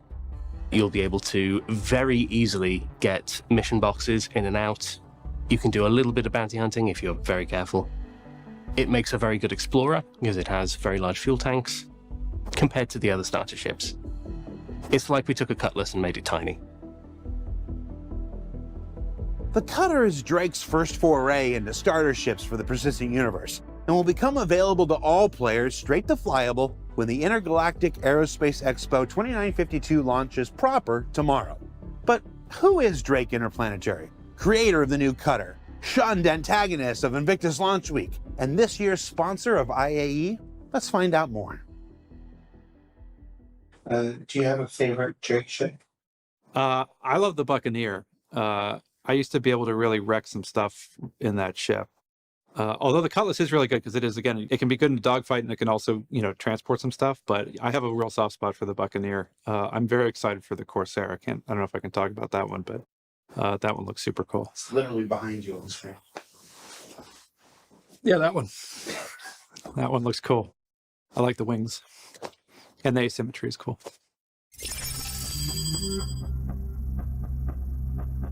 Drake Interplanetary is one of our bigger ship manufacturers, but they sort of, in a nutshell, kind of sell themselves as the bad boys of ship manufacturing. They have a reputation of being a popular ship among criminals, which sort of implies that they're kind of courting that demographic, which is somewhat true, but not entirely true. They're very much a legitimate organization. They're a proper business, but they kind of very much take the stance of we're not responsible for what people do with our product. We're going to make highly modular, easily repairable, kind of cheap products. And if people happen to use those for crime, well, that's their choice. We have nothing to do with it. Another aspect to it too is the fact that they're so affordable and versatile as far as their ships. That's made them very common. So it's also one of those things, it's like why it's popular for criminals is that it becomes a very low profile type ship. So the idea being that if I want to commit a crime, I don't want to be driving a supercar. I want to be driving a car that a lot of other people are driving, so I can kind of blend in a little bit easier. So it's been fun kind of riding that line of them sort of teasing their criminal connections while not overtly being a criminal corporation. And so over the past couple of years, their marketing has shifted to much more of a, take back the power. We're trying to provide weapons and tools for the people because you can't trust the government or the military to save you. You need to have the tools to be able to do that yourself. So that's been kind of the thing that's been driving them for the past couple of years and is certainly keying into the current IAE that they're co-sponsoring. Part of the reason why Drake is one of the sponsors of this year's IAE, aside from the fact that they were releasing a handful of ships, we were trying to figure out what would make most sense for them to be to contribute towards a theme, because that's always kind of a big discussion point when we start tackling each year's IAE. If you're familiar with our Fleet Week event, Drake always runs a counter program to it. So once Fleet Week is over, there's what's called Defense Con, which is Drake's answer, if you will, to Fleet Week, because Drake and the military have a bit of a contentious relationship. See, in their past, the first ship that Drake manufactured was the Cutlass, and they made it as a contender for a military contract. And so the military shot them down. they ended up just saying, hell with it, and we'll release it to the public. And that's how they basically got their start. So there's a little bit of contentiousness between Drake and the military. And so with IAE, their kind of bold message is the military is useless. Basically, you can't trust them. They're not going to be there for you. You need to be in charge of your own destiny, and you need to protect your family, and we're going to provide you the tools to be able to do that. And so one of the fun things, because that's very much on display with a lot of the Defense Con, like branding and advertisements and stuff like that. But one of the fun things is IAE is a much more kind of chill event. It's more downplayed, more low key. IAE as an organization, we like to sort of, talk about them in kind of brand words. So like they're much more intellectual. They're focused on engineering and innovation and stuff like that. And then you have Drake coming in, basically saying like, screw the government, and IAE having to be like, whoa, pump the brakes there, guys. So it becomes a fun balance between finding those moments where Drake kind of pushes through their edginess and overrides the IAE, and also where IAE is able to kind of rise up to kind of tamp down their more provocative messaging. For those living in the past, it's a new generation, and Drake don't give a damn about their bad reputation. Yeah. Drake is often the manufacturer of choice for those who value pragmatism and clarity of purpose over luxury and over-engineered styling, and look to celebrate this ethos as sponsor of this year's Intergalactic Aerospace Expo.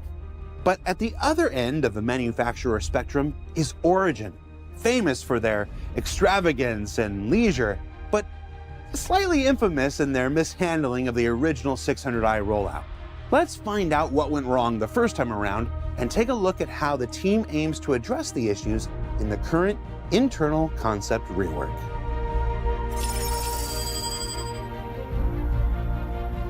So the 600i, when it first came out, was one of those ships that we talked about in the past that has had a troubled development.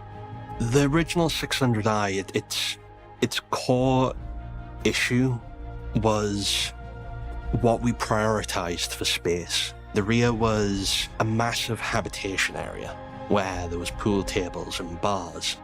And then you had the very front of the ship, which had the bridge and the captain's quarters. And then it forced the entirety of the core gameplay loops of the ship to live in the middle of it. So you had this small module where everything needed to happen. If you're designing spaceships, you kind of need to make sure that everything's there for a reason. And when we get to the point where we've got kind of big unused areas of the ship that don't really support a functionality, it just feels like a wasted opportunity. The 600i was done relatively early for Origin as a brand. We'd had the 300, and it was the first really big Origin ship that we decided to do. Since then, we've obviously tackled much larger Origin ships with the 890, and throughout the course of the 890, the Origin style completely evolved from what it was, which you had some very technical and wooden surfaces, to instead have this lovely transition that goes between them, which can be seen across the 890, the clear but smooth divide between the different sections of the ship. In terms of reworking the 600i, we had a sort of very clear brief. We want to bring it up to modern day standards. So there's a lot of features that didn't exist in the game there or weren't accounted for at the time, to integrate those into the ship now, and then to also make better use of the space, because anyone that's been on board a 600i knows there's a lot of walking and going up and down to get to where you want to, and it doesn't really need to be like that. Currently, the 600i is concept complete. There's a couple of rooms which haven't had full concept work done on them, such as the crew quarters, but for the most part, every room has had a complete and utter rework. The big change for the module section is its placement. So rather than being the sort of central core of the ship that you had to go through to get to the back half of the ship, it is now in the rear section of the ship, which allowed us to move the common shared areas to the central section. We did that change because it just makes the flow of the interior better. When you have a 600i, regardless of which module you have, you know the front half of the ship is a consistent experience, and then the gameplay alterations with that module is constrained to a very specific area at the back. So the best way to think of the 600i layout is between three parts. You have the very front of the ship, which is the bridge and the captain's quarters. For the most part, they've remained mostly the same. There's been a few tweaks to the layout of the chairs on the bridge, but generally that hasn't changed very much. The captain's quarters is almost the same as it was before, except it's flipped round. The bathroom moved from one side to the other. The reason for that is directly behind that, the lobby area. On the top deck, we now have a small docking collar with space for a few suits, and the opposite side of that is now a lift to take you between 2 floors into the rear, the exterior of the ship. Directly behind that, which used to be the modular section, we now have on the top deck the crew habitation area. So it starts off with a large open shared communal space where there's places to eat, make food, and then to the side of that there's 4 private crew bedrooms. The floor beneath that now is where engineering and all the components that allow the ship to function have been moved to. Think very similar to what we've done on the 400i, where you have the separate engineering section beneath. Directly behind that, we then have the ship modular section. We'll start with the expedition version. So on the top deck, at the very, very top, we have the armory. There's a huge armory with plenty of extra suit lockers for you and your friends to take extra equipment depending on what you might encounter. Behind that, we then have the hologlow that will allow you to do the exploration. On the middle deck, we then have the medical bay, which will have a medical suite similar to that as the Carrack. It'll have a tier 2 med bed. Beside that, we then have the secondary cargo hold. So this cargo hold, it's more readily accessible for the crew. So it's more for your day-to-day supply. So if you want to have a box full of your food or your snacks, that's where you put it instead of down in your main cargo hold, because you don't want to go rooting through your garage just to find that random pen that you've left. On the bottom deck of the expedition version, we then have the main cargo hold and garage. So obviously, as you've seen from the pictures from the recent Inside Star Citizen, it is much, much larger than it was before, with a much, much larger lift to fit much larger vehicles in it. In there, there's also 2 small lifts, one to allow you to bring cargo up to the main cargo area, and then there's the smaller one that goes through the 3 decks. Moving on to the touring variant, we get a completely different experience. The touring's primarily split between 2 main decks, though one of the decks is across 2 floors. So the upper deck brings you out into the large lobby area. From the lobby area, you can choose to go up the side staircases to the main meeting area / eating room, as well as a bar. And if you go left and right from there, you can get to the private guest suites. Private guest suites are very large and luxurious. They also come with their own skate pods. The lower deck is a spa. So the spa has a pool, a sauna, bar, as well as a kitchen for the crew to actually be able to make food for the guests. So whilst we're kind of doing a complete or almost a complete rework of the interior, on the exterior of the ship, we're trying to keep it as true to how it is now as we possibly can. There will be some slight changes. We'll need to move the hangar bay doors a little bit. There'll be some additional kind of cutouts for escape pods, and we need to fit the airlock in properly. So there will be some minor changes, but overall we're trying to keep it as close to what you see now as a 600 as we can. So next step is essentially just finding a slot in the production schedule for it. It's about finding the space where we can start doing the production art and designers can get on board with actually making it come alive again. We're all super excited with the work that we've actually done on it. It's just trying to actually get the schedule to align so that we can begin the work on it. It's not going to start today or tomorrow, but it is something we're looking to try and include as soon as we can. I think people should be excited for this rework just because of the significant improvements that the ship gets from this. Not only is a much better interior layout for it, even without the modules, the rest of the ship has just got a good improvement. Components are also updated, and it has extra features such as the med bay, which will just improve the gameplay role of the ship. So yeah, that's an update on the 600i. It's been a bit of a curvy road to get to where we are now, and there's still some work ahead of us before we can really deliver it to the players in the format that we want. But I hope everyone's as excited as we are about kind of finally delivering the original vision of what we want the 600 to be. And I hope everyone has a great IAE. So what did we learn this week? Well, we learned that Drake is making their way into the starter ship game with the addition of a cutter. That it's available to everyone starting tomorrow at this year's IAE event. That Drake itself knows what some folks think about them, but is going to keep on keeping on because they're actually sort of the best. And that it will take a while yet before the 600i rework comes to fruition, but the path forward will be one that's well worth the wait and finally allows this fan favorite to realize its fullest potential in the persistent universe. Now don't forget that in addition to the Intergalactic Aerospace Expo, there's the annual free fly that goes along with it, and your chance to try out nearly every ship and vehicle that Star Citizen has to offer. Be sure you check out the robertspaceindustries.com website for the full details, and then come back tomorrow for a fun twist on our annual IAE ship roundtable for Star Citizen Live.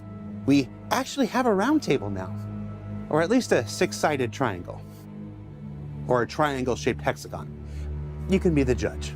For Inside Star Citizen, I'm Jared Huckabee. We'll see you all here next week. The IAE is available today to rent, to enjoy, to fight, to claim your rewards.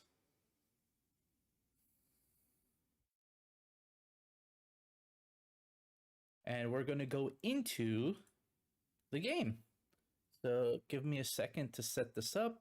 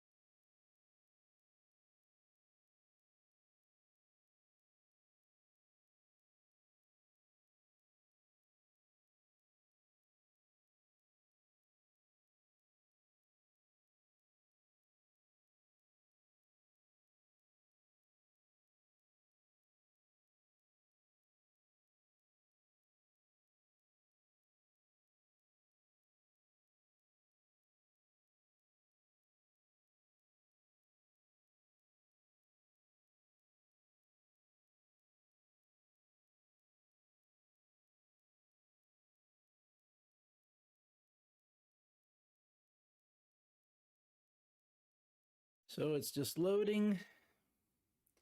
Well, see, I haven't done this in a while on OBS. It is very tricky sometimes.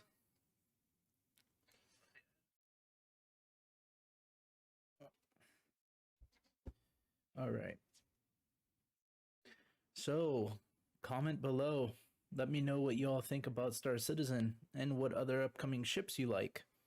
So we're going to be flying from Lorville all the way to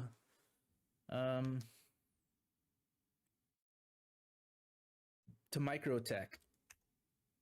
But on that, I got to change some settings to make sure everything is well. I'm gonna have to change this to 1080p.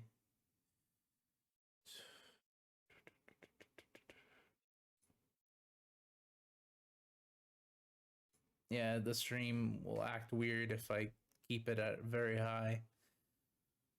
There you go, 1080p settings. Yeah.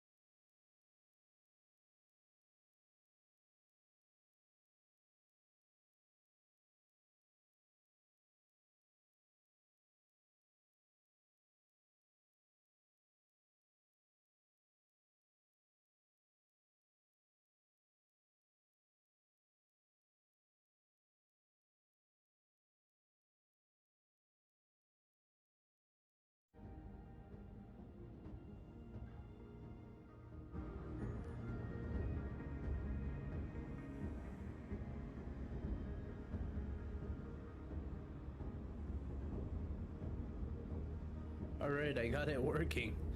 Oh, that was a major pain in the something.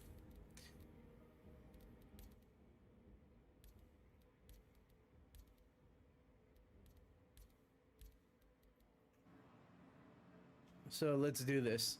Let's do it step by step so then people realize or how to do this. I'm going to, record. Let's see. Get this. Let's get this ready. I'm running a an older chip, the 3950X. And I'm also running a 6800 XT in GPU. So CPU 3950X, GPU. I'll write down the specs. Basically, it's okay. Not the best, but it's okay. Sometimes in gaming and streaming, the system doesn't run very well. But,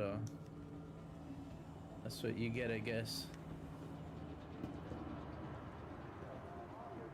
And not just this game, other games as well I play. So it can be challenging at times. I remember Benny's Henge.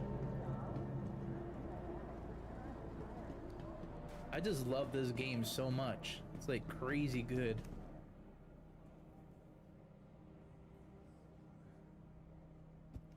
And there is some issues with the game, like I don't like that it's taking forever to come out with the brand new Merchantman and the Polaris, the Pioneer, and all those other bigger ships. But I kind of understand why they... oh shit, what happened? Okay. Alright, you can make it! You can make it! Whoop! You made it. Am I naked? No. Okay. Hello, Bob. I call you Bob. What's up, Bob? Actually, your eyes look weird. Bob. Probably do have the same suit, too. That's actually my favorite suit right there. I hope they make a more thinner version of this. A smaller version. Yeah, thinner version. So then you can wear it when you're on your ship. Because in the future, they're going to take that away. They're going to make it where you have to wear a spacesuit. I think that's... Did that even change anything? Sometimes I don't even know if the audio thing works. They should have a system like an apply button to apply. Let's do this. It's actually running pretty smooth. And I'm sure the server's overloaded. So we're gonna pick the most basic ship, and then we're gonna rent a couple of ships as well. So basically I'm at Hurston, and then I've got to fly to microTech. That's where they have the IAE, the Drake interplanetary ships. You know, the Expo. Welcome to the ASOP vehicle retrieval All right, what ships do I have that can fly us there in no time? Oh, I already. Why do I have this ship already available? What's going on here? I don't own those ships. It might be because of the concierge, maybe. I don't know. Unknown. Of course it's unknown. Alright, let's see. Destroyed. Oh yeah, I had a mishap. It destroyed. You know, I'm gonna show you these ships at the expo, and then we'll fly them afterwards. Oh, let's see what ship can be flying there quick. I think this will be fine. The Harbinger. This menu used to freeze all the time. I remember back in the day when the technology wasn't there and I was running very terribly. Oh my goodness. And it was so slow. Nowadays it's so much easier and still people complain. Oh my god. The audacity of people nowadays. What's up, Bob? Let's do this. Are you gonna join me, Bob? Bob? Okay. Bob's not joining me. Alright, Hangar 9. Consider subscribing to the channel, everyone. It is 100% free for you all. And like the video. So then YouTube algorithm doesn't can me. Doesn't screw me up. This ship, I like this ship, but I know that these ships need a rework. I'm just gonna be honest with you. They need a rework. They need a rework. They're reworking everything else. Why not give me a rework for this ship too? Why not? The reason why they need a rework for this ship is because they need a button for this hangar. You know, I mean the thing going up. Now I do like these ships though. Like in the future, when Star Citizen and Squadron 42 comes out, I hope they allow you to fly this type of ship. This is the Harbinger. It shoots size 5-ish missile or torpedo. Now the reason why they need a rework is because they need to update the technology, dude. This is like keyboard and little switches, like ancient. Like yeah, they're supposed to be modular, I think. Maybe not, maybe they took away the modularity, but this ship worked really well, you know, made really well, you know, back in the times. So I hope everyone is doing well out there though, and having a good day. It is the IAE. The news about the Bennu Merchantman must hurt, but you know, I have a feeling it'll come out before the end of next year. I've got a really big feeling. I might be wrong, but I've got a feeling. I haven't flown a ship in a very long time, so I don't know what's gonna happen. Oh, no. What is that?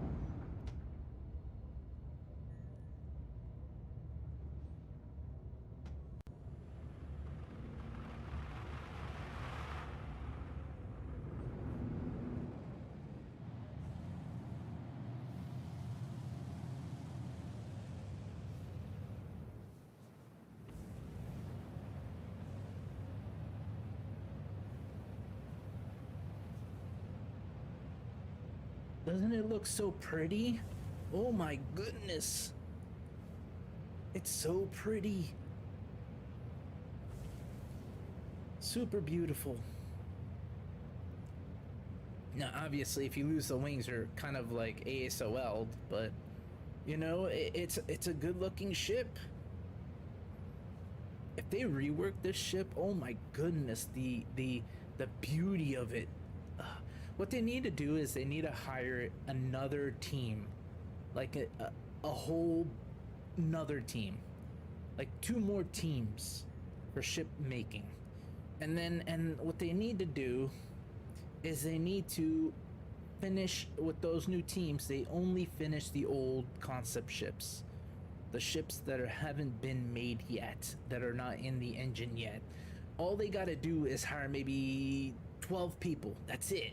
They can do it with 12 people. So, and they only work on the concept ships that haven't been made since the concept of Star Citizen.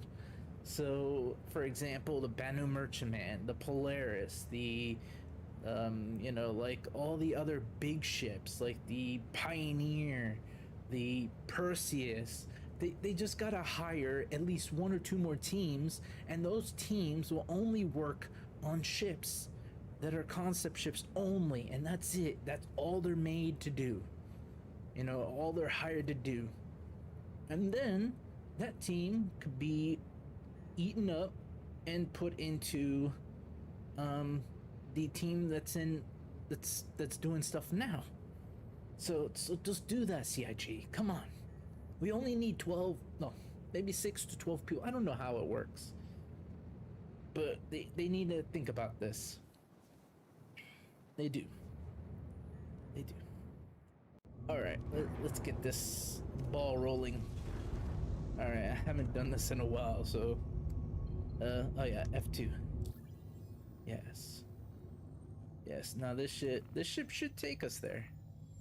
Yeah, it's nothing. It's nothing compared to how much fuel we have, right? Almost 3 trips. So, let's do this. And then F2 again. So F2 is for your map, right? I remember when Quantum didn't even work at all. Like, at all. B? Okay, so it's still B. Who in the world made the mapping for the keyboard? What happened? Okay. Weird. What happened? Oh. Some douche is attacking me. Or trying to. So when the server works, the server works. Sometimes that doesn't work at all, by the way. The interdiction thing. You know. But the game is amazing. Once server meshing is in though, like the tier 1 or tier V version 1 or whatever, I think the game will improve for everybody to be able to play. And that 4 million people that have, backed Star Citizen will automatically, be double that, 8 million. Star Citizen and Squadron 42 don't need to make, a push that hard because games right now are being forced to be pushed out. So Star Citizen Squadron 42 will have the biggest edge ever because it's backed by the backers. They'll probably win like 20 Emmys or game Emmys and all that other stuff. Now I am optimistic about Star Citizen and Squadron 42 because, I'm tired of being badgered by game studios, game companies rushing games out way too quickly, not finishing it, or lying about the concept that they're making. Star Citizen is very open-minded and everything, and open development. Far more open than any other company I've ever seen. And there is a downside to this, but at the same time, I think it far outweighs the balance of good and evil. Good is Chris Roberts. He's the God Roberts. He's basically making a golden age standard of gaming. And I'm 37 years old, so I've been around for a bit. So I've seen the good and the bad of every game company. EA, Bethesda, Microsoft. Well, now Microsoft kind of screwed up with Halo. Halo is decent for what it is, and it did push some of the tech a little bit. But I feel like what they've done so far with the Halo franchise, they totally porked it. They destroyed it. It's not even... Because before, I'll give you an example. Before, they would come out with a game that's pretty much almost fully polished, like really polished, like 99.9% polished, and then they would come out with expansions or special DLCs. But nowadays it's like they give you half of the game and then they say there's a DLC coming, but technically that DLC just finishes the other half of the game, and they don't really give you a DLC. They just force you to pay an extra amount of money, and you're really paying for the game to be fixed, even though it should have been fixed at the beginning of release. So that's what's going on, like Cyberpunk, for example. So here we go, microtech, a beautiful icy world. Very cold, by the way. Very cold. Trying to remember a New Babbage. Yes, New Babbage. See, right now there's a clock, a timer when the cooldown. And then we got this to go. Now, I know that there's a new UI and all that other junky junk. This is the old quantum boost. Like the micro quantum boost. I actually don't like flying in the dark side of the planet or the moon because it can be a little bit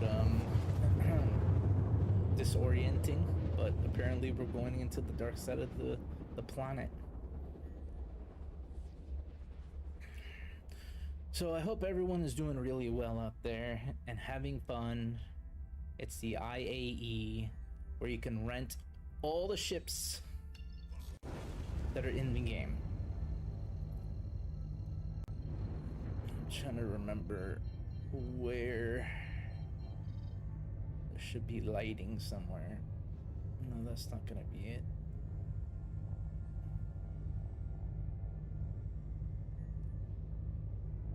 No. Data center.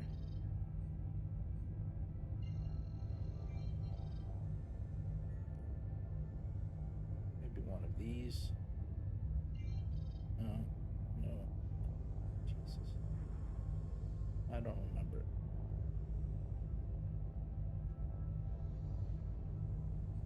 Can be kind of confusing. Well, we gotta do it. Oh, there it is. There's the port. To be honest with you, they should put more lighting on the port.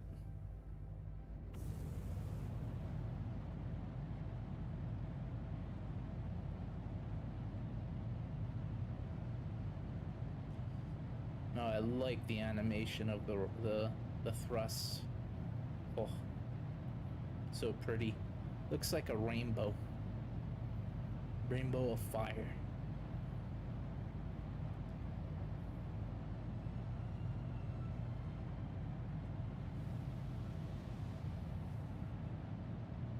Now we could land here and then take the train.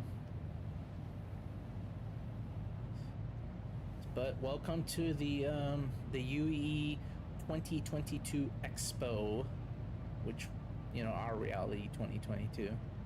But it's the 25, yeah, the 52nd, 2952. 2952, that's right. Yep. So here we go.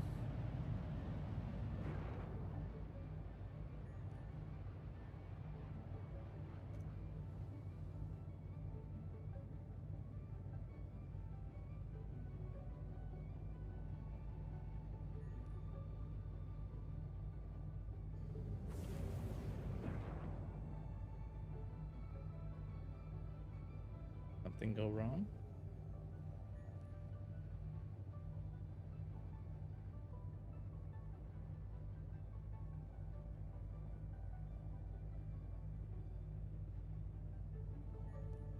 Apparently something did go wrong. Oh no, it's alright.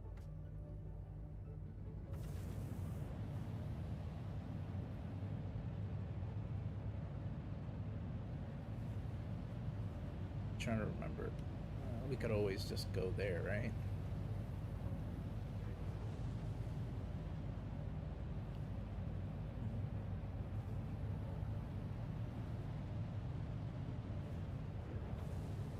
We'll just go there.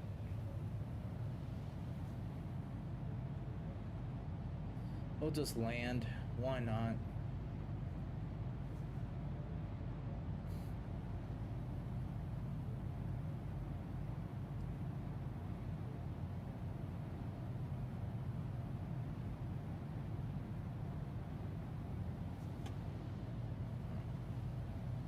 So there's wheels on this one, by the way. So it's kind of funny. But yeah.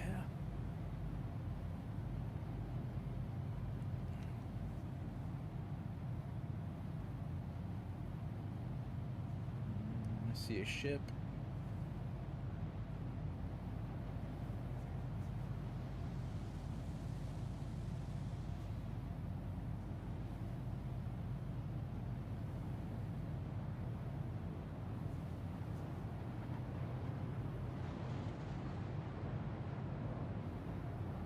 What ship is that anyway? Oh, it's a Crosshair. It looks tiny from far away.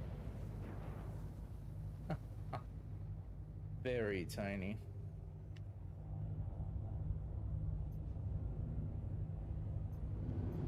Alright, let's do this the right way.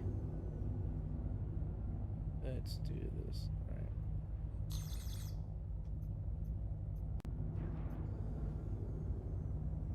Please proceed to assigned landing bay.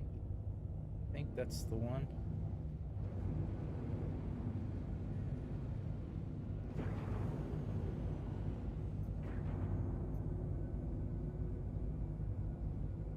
They always give you the small hangars.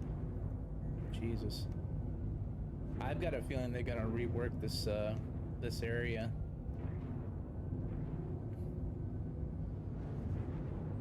I'll make it far more easier for people. I have a feeling. But it's not that hard. Graphical glitch of some sort. Arrow view.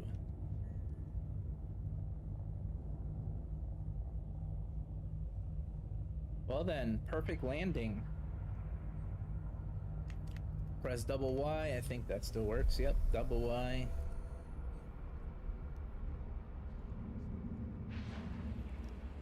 There you go, everyone. Landing complete. Have a pleasant stay. So you go to New Babbage. There's medical, just in case if you get hurt.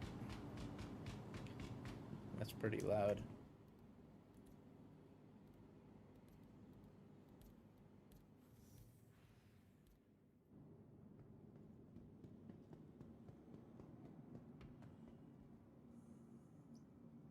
So, write down in the comments below what ships you're looking forward to or what ships you have. What are you looking forward to for 2023, next year? Like, let me know down below. I really want to know, seriously. And thank you for joining the channel and watching, and hopefully you'll consider subscribing to the channel. So then we can build and grow this YouTube channel together. See, this is where you get food. I think I'm tapped. I'm fine. Oh, hello, sir. Hello. Hello. Oh, no, guess not. Alright, we're gonna go down here, see the IAE 2952. Let's do this. Such a beautiful location, yeah? Yeah, so consider subscribing to the channel, liking the video, and also click the notification bell so you can be notified whenever we post new content. And yeah, do this. Let's do it. All right, I guess yeah, that would be it. Also, what features would you like to see in Star Citizen? Comment below on that as well. I'm thinking about doing Twitch as well. But I'm not sure which one it is here. Oh darn, missed it. All right, we'll just wait for the next one. Is there? Oh shoot! What? That was quick. Careful, doors are now closing.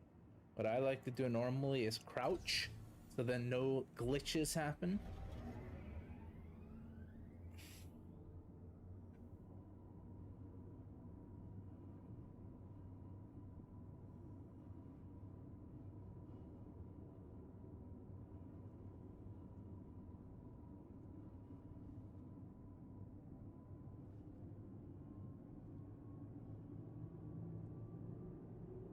Such a fast train.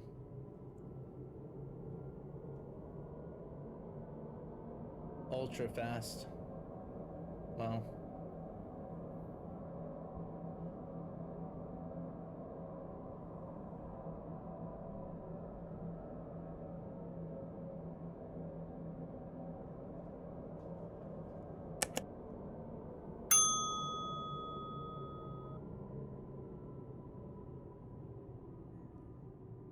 Nearing next stop.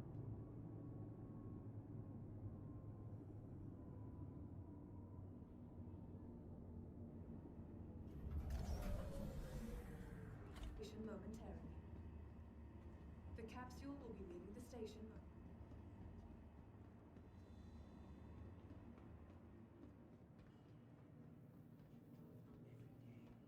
Set aside time to stretch your physical being and your mind. Expand your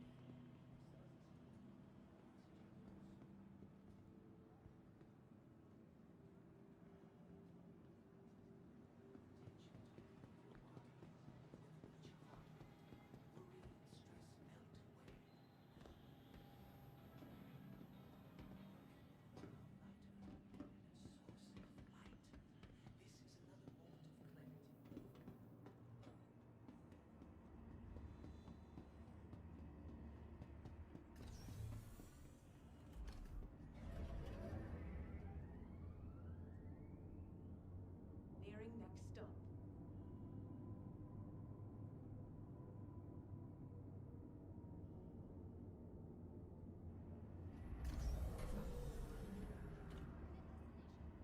Well, here we go. Capsule will be leaving the IAE.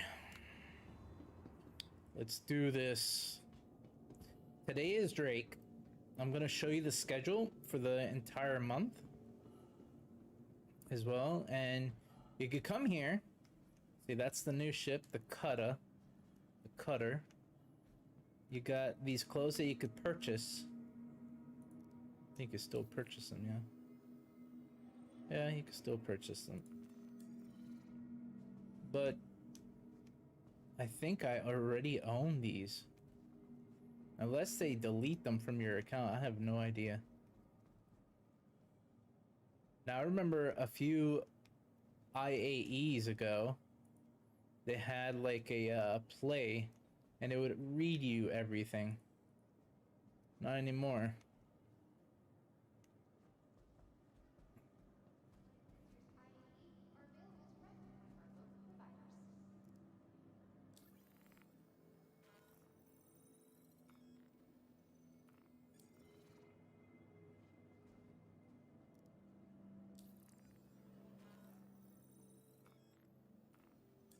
Oh, server's running smooth.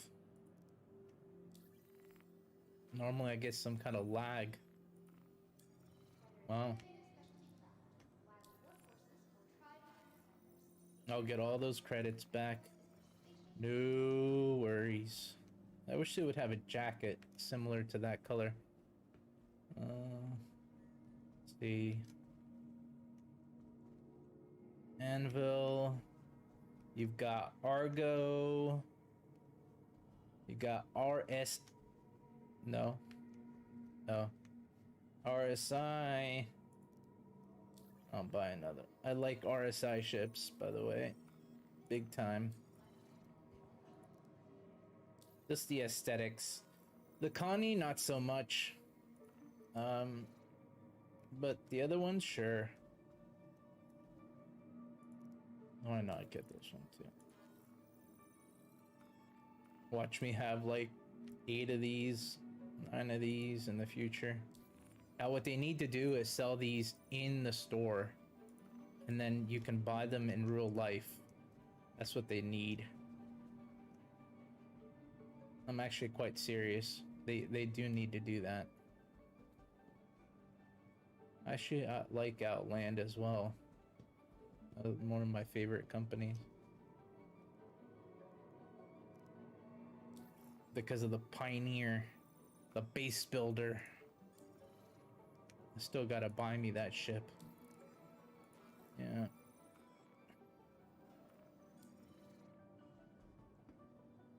Drake is okay, but I would say, let's see, how would I say this? I like the inside of every Drake ship. I just don't like the outside of every Drake ship, except for the Kraken, and that's the only ship that I really like aesthetically, and industrial look, like true industrial look.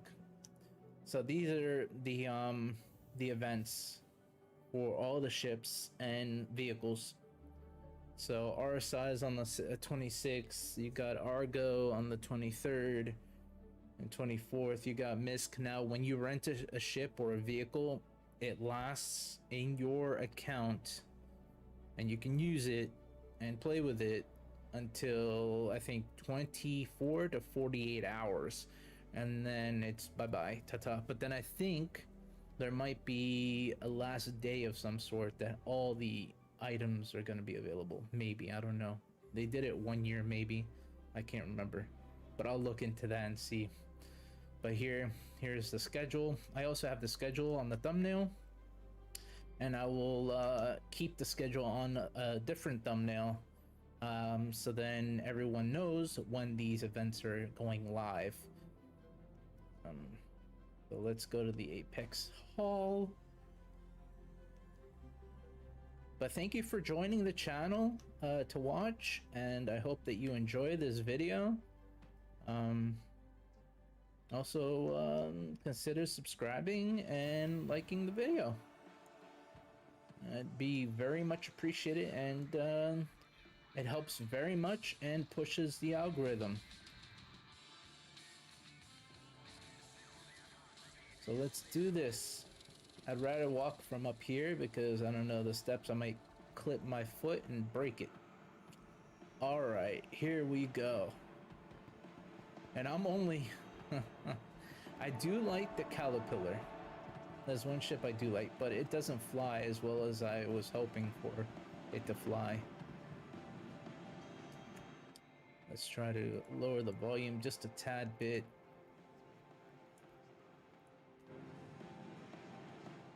That didn't work.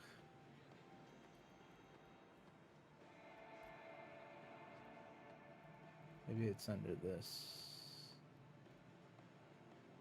No.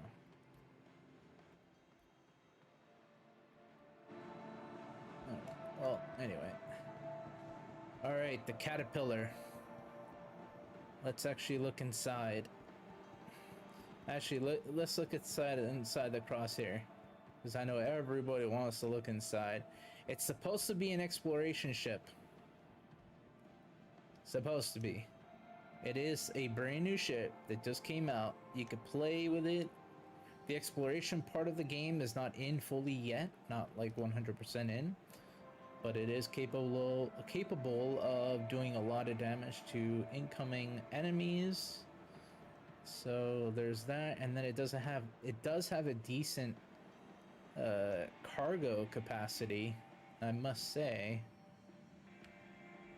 That looks so unique to this ship, actually.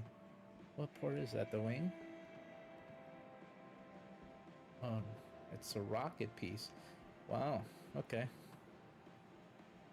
This ship is actually pretty big inside. Spacey. So that's the power plant. I kind of don't like all the components being in the back like this, because what if somebody, you know, comes in and blows out all the components? Like, you know, the cooler even from the inside. So you gotta protect this ship with your soul, man. You gotta protect it well. Shield generator. I don't even know what kind of size this is. I'm sure these things will work eventually. Even this box might even open and you have to fix something. Who knows? Who knows? All right, there you go. Now,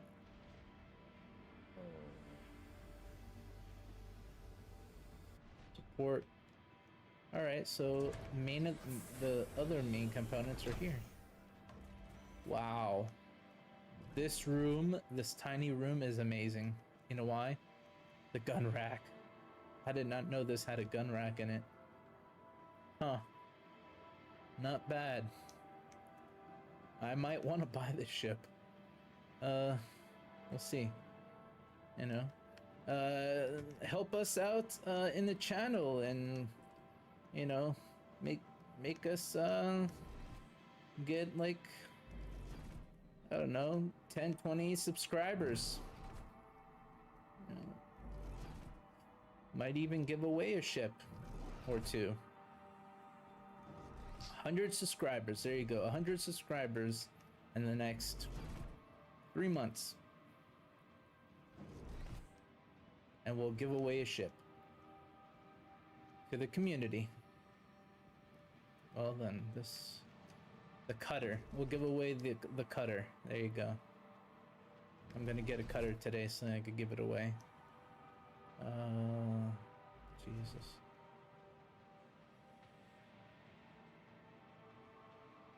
Pretty. Let's do a seating.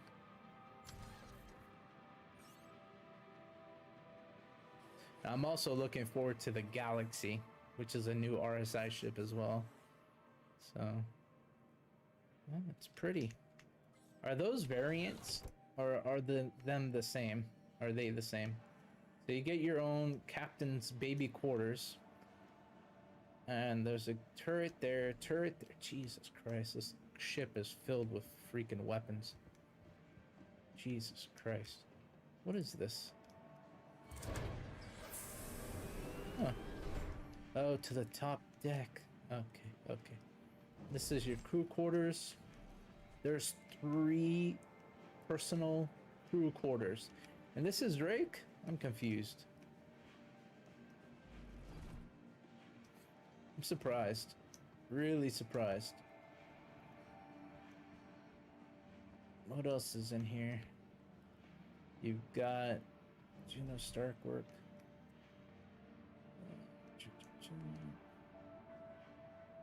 I freaking love this small room. Jesus. That's kind of weird though, because there's only 2...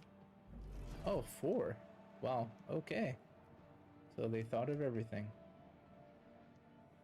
Now I wonder if this ship will have the updated...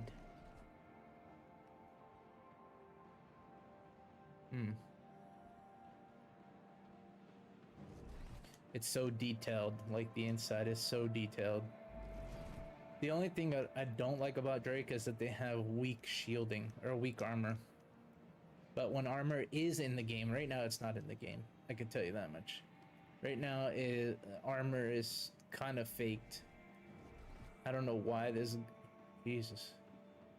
It's so big, that suit. Alright, let's look upstairs, actually. You guys want to look upstairs? Let's do it.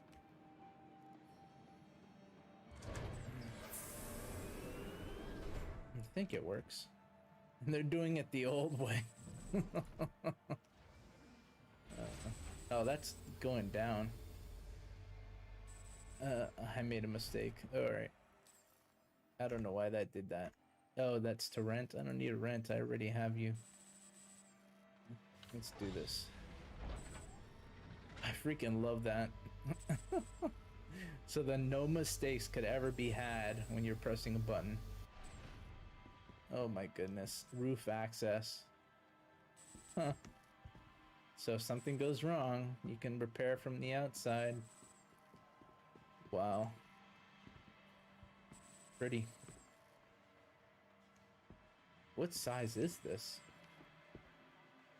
What size gun is that? Is that a 4 or a 5? Jesus. So much detail. So much detail.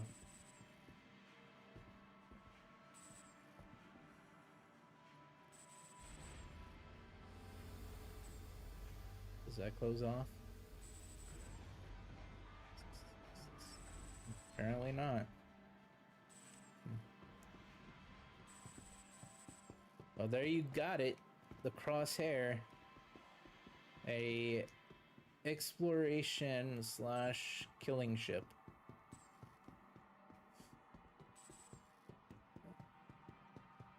That is a different ship or no? They look the same. Oh, you got components over there on that side. All these components.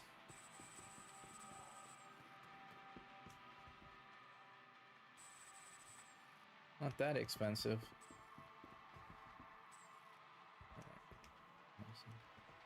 Huh.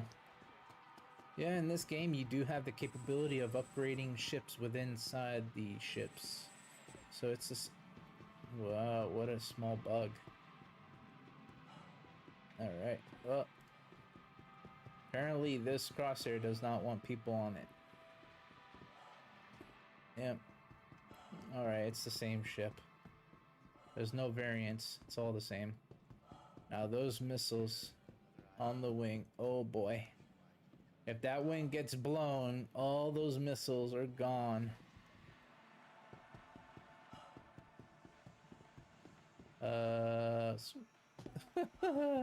So only one ship allows you to go on it. Hello, people. Yeah, you're right. You're wearing the right clothing. I would be laughing if you were wearing 2951. That's what I would be doing. I'd be laughing. And you got weapons here for ships as well. You got the Omni Skies. Those used to be really, really, really good. I don't know if they're still good though. Ugh. Even weapons look like freaking advanced, detailed looking, crazy nut. Unbelievable weapons, dude. Unbelievable. So we're gonna go downstairs and we're going to look at some of the hollow ships. And probably some of the vehicles. I believe there's ground vehicles here. Now I know Best in Show will show the new, maybe new armors, physical armors. So what does this specifically do? Is this the cargo variant, the mule pack?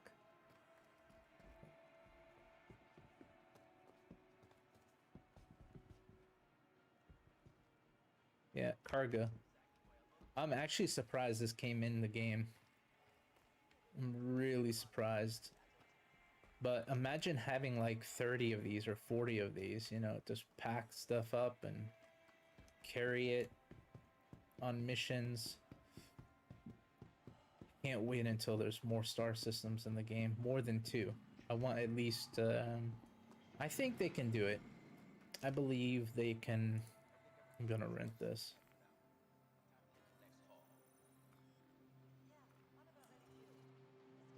I like this thing, but I also want the Nox. So there is that.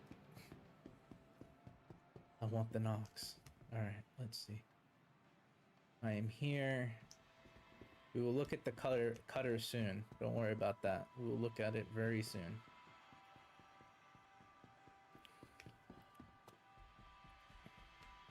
So there ye blows. The ship that I want. That costs 1,000. I forgot how to zoom out. Jesus.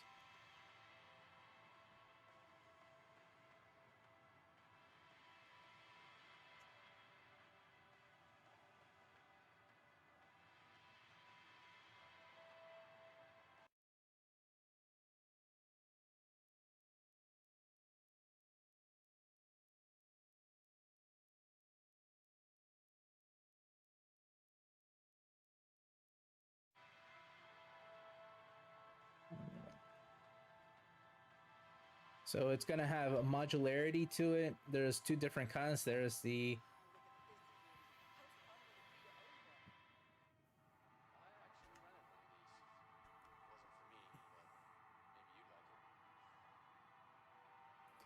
I like the ship, but there is something to be had that they gotta make a ship similar to this, but maybe a little smaller. Just like half the size of this would be nice. I don't know. This does cost 1,600 bucks, so. Ugh. But keyword outside of game, if you want it instantaneously. Now I do have the Orion, which is another ship that I wish the game would have the Orion out already. So I could do proper mining. The back of the ship, oh my god. Jeez. Trying to press F4 for that ship is gonna be a total nightmare.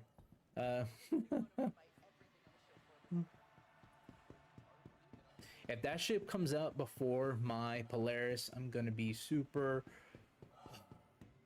Yeah, super... Keyword.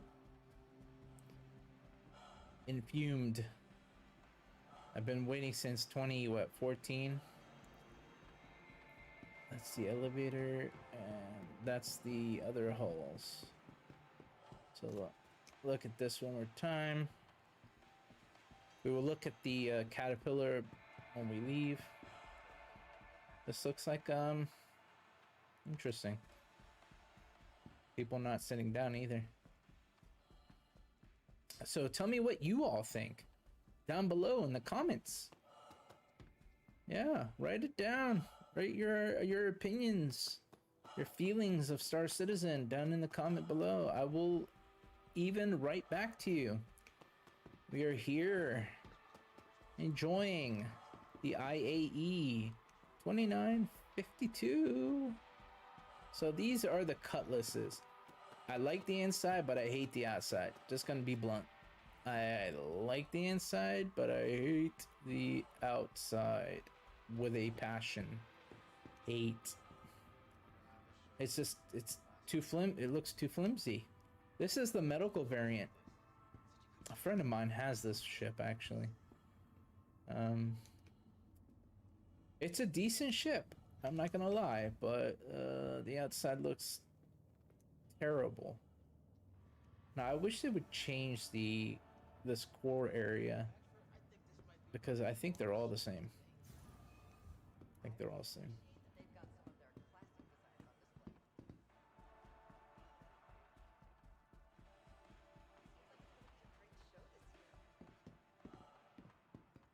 This is the cargo variant. Yeah, this is the cargo variant. Now, what would be nice, you know, is if they had a screen up here. How did he jump like that? Okay, interesting. If he had a screen up here or on the side here, and then telling you your cargo units and what's maxed, what's not maxed out. Now, I know the inside of this looks the same as the other one. Yeah. It's unique, though.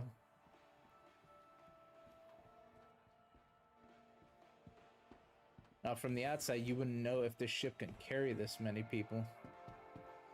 Or much cargo.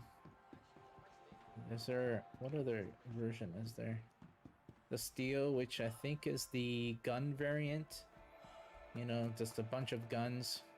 There's been a lot of controversy for this ship, though. I can tell you that much. Very controversial, this ship. Yeah. It's the drop pod version, but it has a bunch of guns. I'd say this ship is warranted. They needed it, but...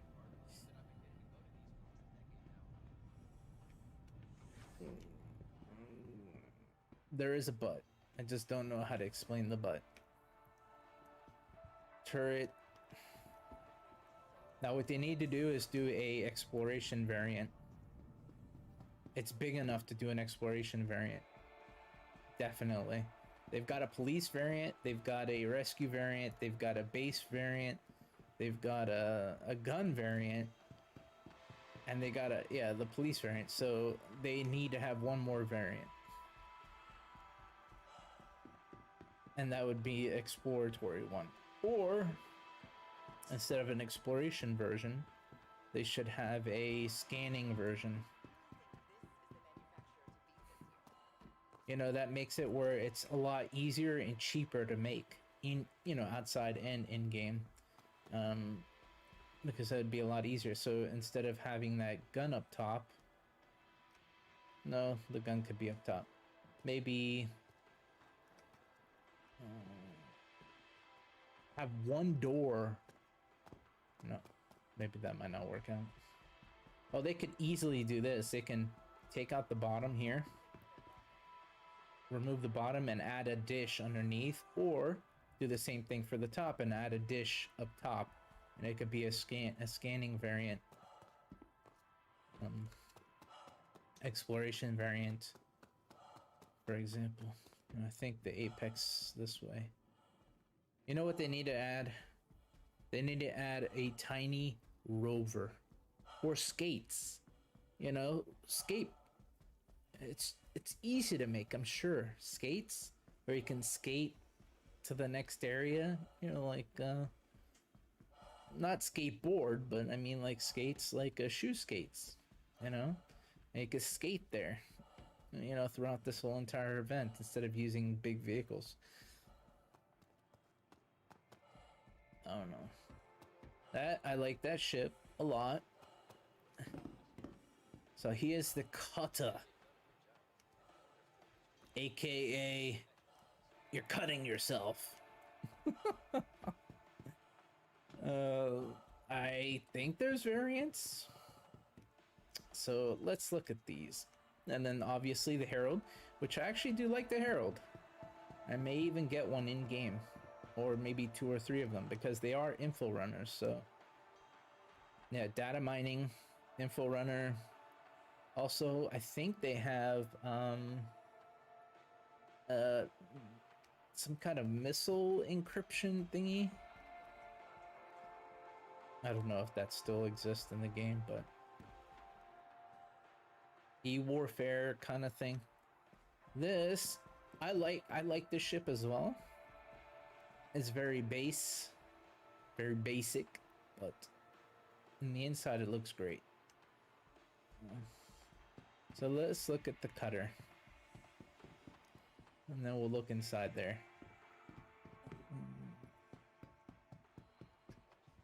This is the cargo variant. Yeah, it's the cargo variant. This is a starter ship. Right now you can purchase it online on the store. It's $40. Fairly cheap compared to all the other starter packages. You get your own personal bed. I could see that this could have been a second bed, but your own personal bed. You get, I'm not sure what this is for. Probably nothing. Then you get your own bath and toiletry stuff.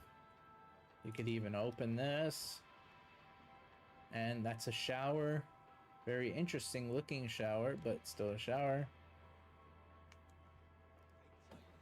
It closes and opens, and also you can lock, hopefully no glitching, but you can lock yourself or close yourself in. See, you could even lock. So no one can open this door other than you, obviously. There you go. Now, this is a very good starter ship. Super good one.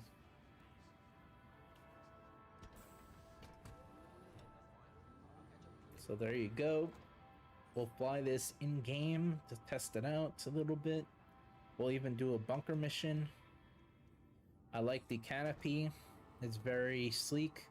And I actually like the extra glass that you get, like there and there, for extra space to look. And look, there's even one up there.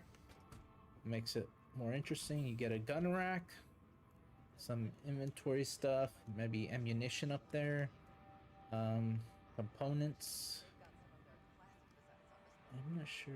This is like, I guess, shelving, and I'm not sure what this is. Manual override to do something. Now, in my mind, it looks like this is an extra door. In my mind. But it's not, obviously. It could have been. It might have been a variant that has 2 doors, but no. No, so you get an overlamp, which is unique to this ship. Okay. There you go. Headlamp, so you can read and all that stuff, and then you got also storage here. This I like. I want them to add that mechanic in every game, or every ship, where it's a lever, it's like that, you know, it's a door, it opens up like a creek, and you put all your inventory in there. I like that. Makes it basic, simple, but also easy and smooth.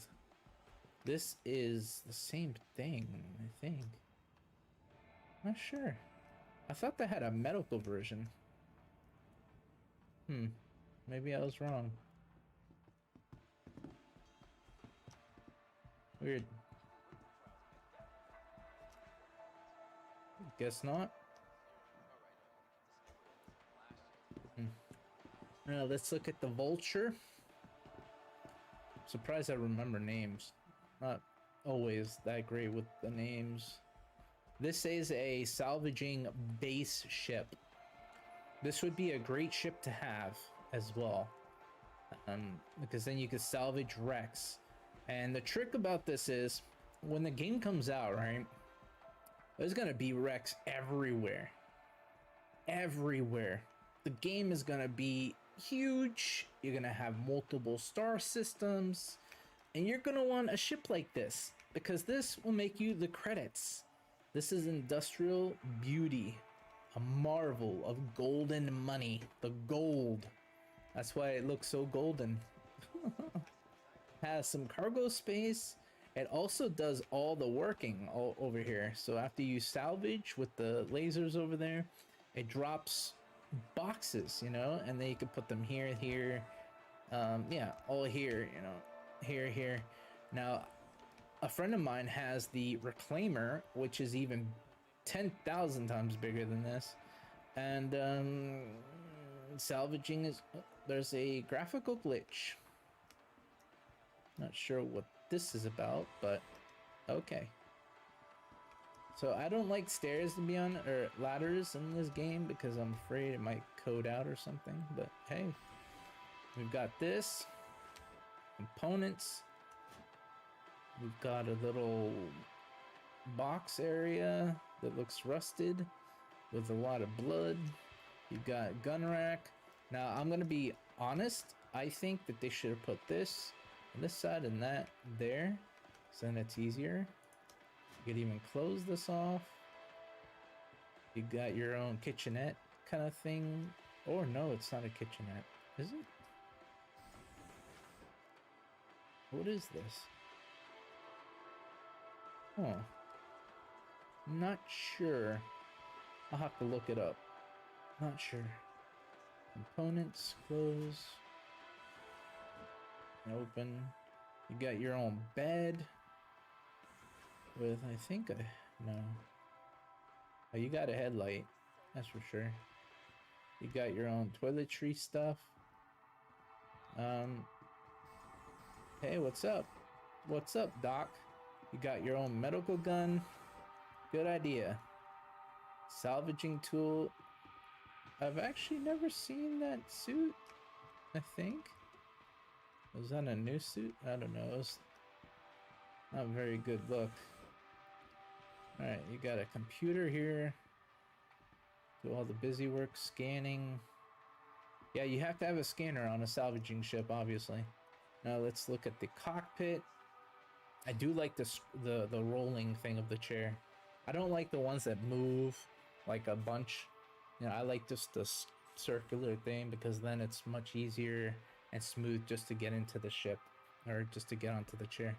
So I like the canopy. Oh man, I love the canopy. Look at that. Oh, huge canopy. Now, obviously, you know, if something hits you, maybe you might not want to have this kind of canopy, but I'm sure it's strong. This is where all the work goes. So there you go. Then there's also another exit right there. Boom. Simple and easy.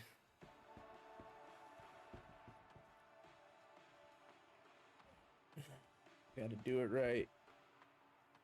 Now, hopefully when the Vulking API comes in, the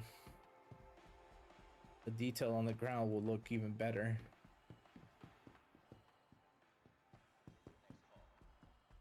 I'm hoping to get a new computer so I could do streaming on 2 PCs and make it into a full-time job. You know, I wouldn't mind. Have a little bit of fun, get to know people. Alright, so I don't know how this works, because apparently it just wants you to rent. So we have a little issue here. There's only one way in. I'll just rent this thing. Why not? I'll rent it and see the inside for you all. Alright, next up, the Caterpillar. I'll show you guys and gals the Caterpillar. We showed off the cutter. We'll even rent one, unless I rented one already. No, I didn't. Okay. Dude, I'm becoming poor. I'm just joking. Not a big deal. No, I wish they would have, like they did the last couple of UEs, where they had it communicate to you. I can't believe they took that away. That's kind of disappointing, CIG. A little bit disappointing. Or you could even have it here where it plays for you. Like, a conversation on what the ship is, or the history of the ship, or, you know, that kind of thing. Like, why don't we have that in game? Like, I thought that was in game already. Why take away a feature? You know? Obviously, it'll cost a little bit of money in development time, but... or voiceover time. Look at that. Pretty soon we'll have this, you know, going all the time. Anyway. Let's see that ship. That ship. Now let's look at this ship. Now, I like the inside of this ship the most. Like this right here. Oof. I'll probably buy one in game, but I'll probably rarely use it anyway. I'm trying to think on how to get in. I don't like the flying of this ship. Now, I heard or read that this ship is modular. This is a true modular ship to its core.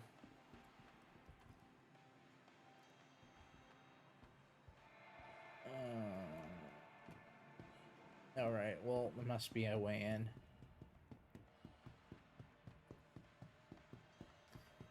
Must be a way in.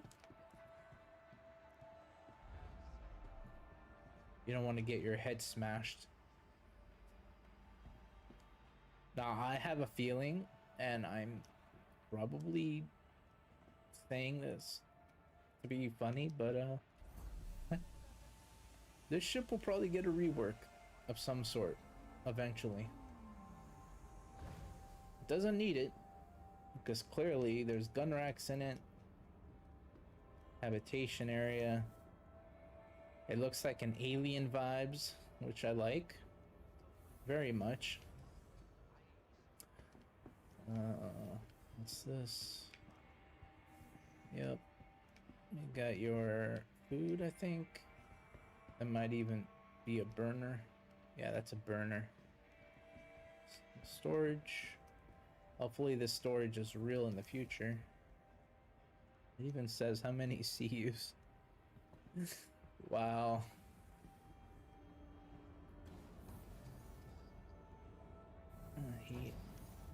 Cargo to the gills, I can tell you that much. This ship has cargo to the gills.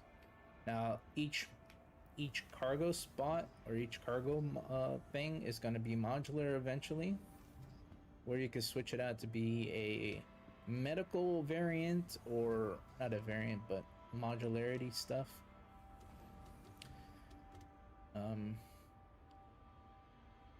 Probably exploratory version, or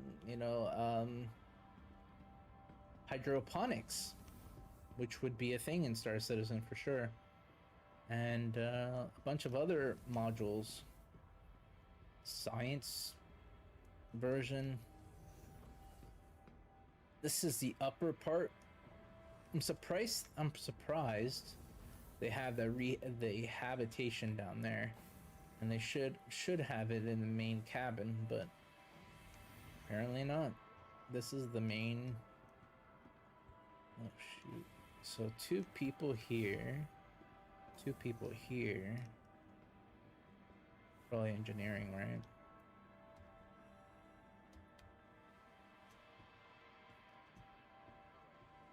No. Wow. I forgot about this room. Huh. This will work eventually. Wow, I actually did not expect this.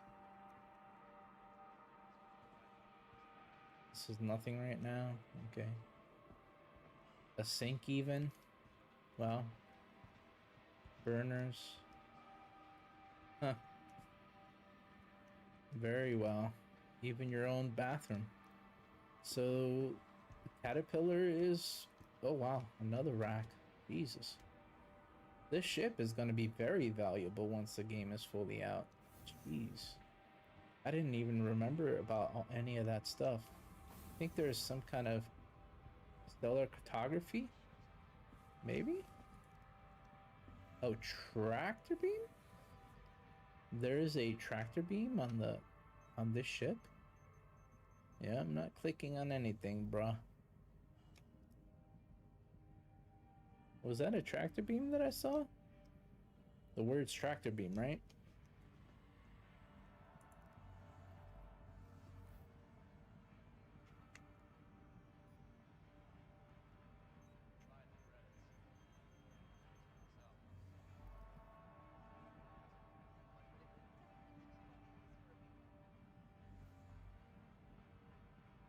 Well, any case. Yep, tractor beam. Wow. Huh. I forgot. Let's get off the ship. Very interesting. Getting off the ship is another matter.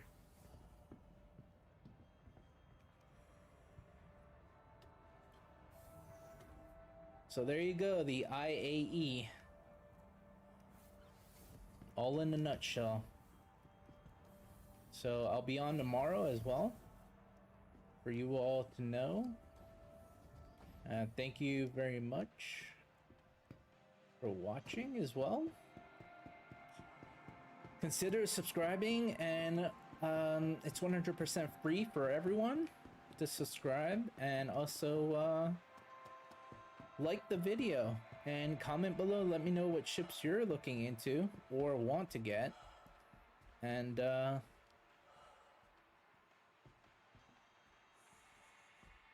what are you looking forward to for 2023 next year? CitizenCon and onwards.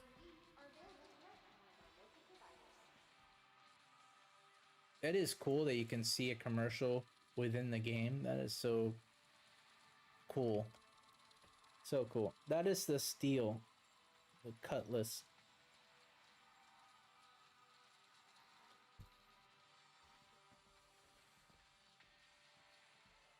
Yep, steel. Alright, now we're gonna test out the ships a little bit and do a mission. If you would like to join us, continue watching. So this is the event stuff that's going to be going on throughout the month. So please stay tuned for more content. I'll be posting again on the 20th. Yeah, I'll be posting again on the 20th. And then on the 22nd, and so on and so forth. Oh no, I will be posting on the 20th. That's right. Yeah, 20th. So you've got 2 events going on, I think. Yeah, so there are 2 different halls. This the Apex and the... Oh, there is another, right? Tomorrow. So I will be on tomorrow. Alright, so Origin Jump works. Now, with Origin ships, there is a rework going on with the 600i. And I don't know when that's going to be available. But it will be available eventually. Then you've got... Wow, now it's clear. Earlier it was not so clear. So much clearer. I may even just use this this in-game thing for my thumbnail. Why not? Actually, nah. Alright, let's do this. Make sure you get your IAE shirts and hats. And get suitable pants as well. Or no pants. Up to you. Up to you. So we're gonna test out both the Crosshair and the cutter right now. Fly it. Where is our... Alright, we're there. New Babbage. Make sure you go to New Babbage to the IAE 2952 and acquire by renting your ships today and testing them all out and seeing what suits you the best. Was there a person in here? We put all their nightgowns in here, or their medical stuff. Yeah.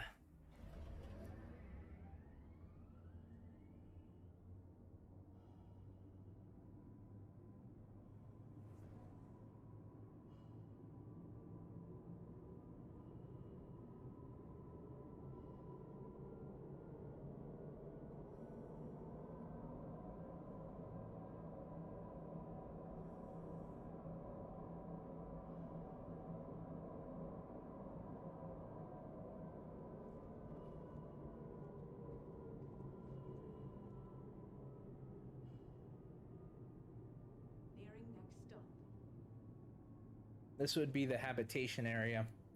So we still got to stay on here to go to the next location. I think this is the Habs, right? Yeah, the Habs. Now, eventually you're going to have your own apartment. You could purchase in game in the future, and you could just stay on the apartment, or you could stay on a settlement that you build yourself. With the Pioneer. Or any other smaller ship that they're going to come out with. The Pioneer, I believe, is fairly big. Like, really, really big. And that's where you could build settlements with that specific ship. Now it's daytime. Yo.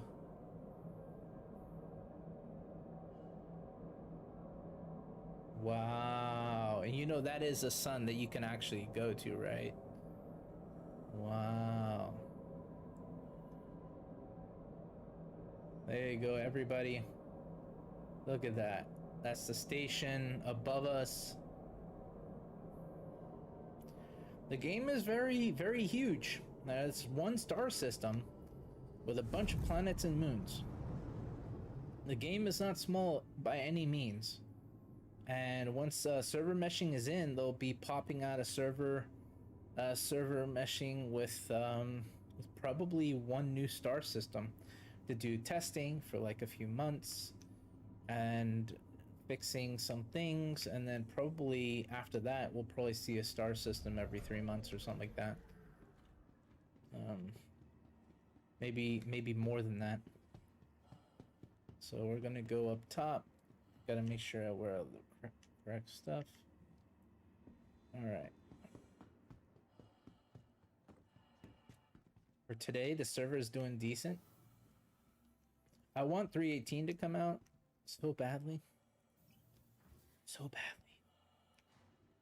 318!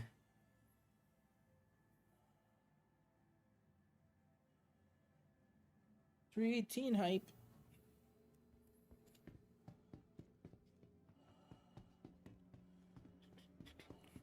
After you go through all the landing areas, you'll get to know how to get out of them and go back into them. The locations. Sometimes I don't even remember some of the locations, but I just do it by doing instead of thinking. Let's see if we can get these ships on into this area instead of me. Oh, you can claim because it goes to your home location. So 13 minutes. Expedite. Alright, go. Then we'll try out the cutter. That's the rent time, by the way. Whenever you rent a ship, you get... Wow, that's a lot of time. Holy smokes. Wow. Tomorrow I'll test this out and see if this is the same number, or similar number, but it's a lot of time. Oh, I've got Drake Cutter here. I don't know why I have two of them on me then. Herald. Or Vandal Scythe. I'm not sure why I have the Vandal Scythe. Not really sure. Now, I know the Hammerhead I get because of the Polaris. And then this ship I get because I will look at this ship too. On Anvil Day. And I would like to actually look at the Hornet again and see how well it flies again. But we'll see. Hold on. This ship's available in 3 minutes. This ship is already gonna be ready. Might as well keep it here. No. Yes. No. We'll wait 3 minutes for the crosshair. In the meantime... Oh, I didn't even... Did I even click on that? It's fine. So you get plushies here as well. You could buy them, put them on your ship in the meantime, or even at your apartment. Some water and food. So, only thing I don't like about this is because you got to put your head off.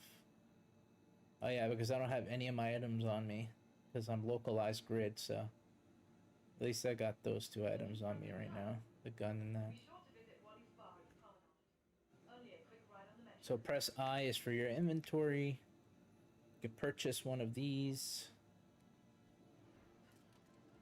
I know. Remember, your belongings belong to you. Keep a careful watch on all There you go, you drink it all. What I want them to add is a bladder pack. So a bladder backpack. So you have the liquid inside the bladder backpack and you just drink through a straw, a long straw from her back. That's what I want them to add so badly. Because I don't like bottles. It's so freaking annoying. You gotta rebuy a bottle. And there's no refilling yet in the game. So there is that. So this is done. Spect. I don't know why I can't get rid of it. Why can't I? microtech, the Empire's leader in cutting-edge technology, where creative innovation meets innovative creativity. I don't know why that's not working. Oh well.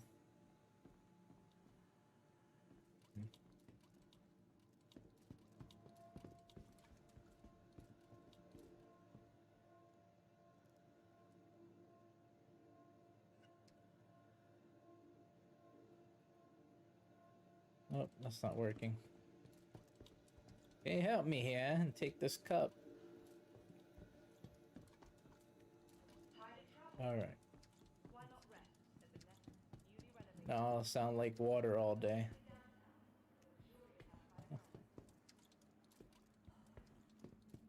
Not good, not good, very good. Press I. From all of us at microTech, welcome to the new Babbage Interstellar Space. No, that's not.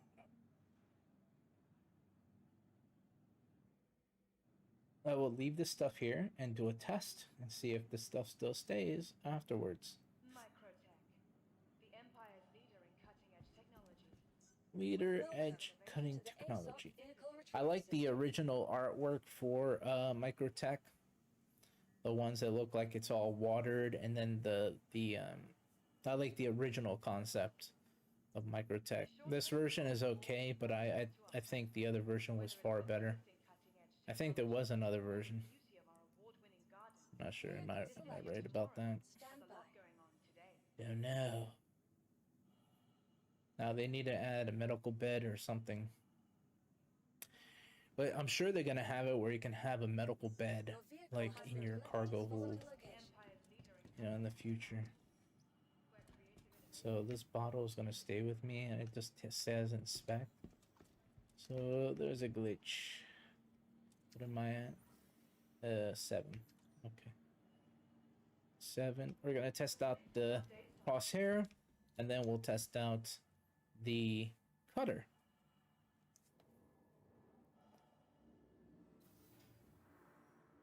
Meantime, I would be grateful if you all supported the channel by just subscribing and liking the video and comment below. It's 100% free. Help out the channel.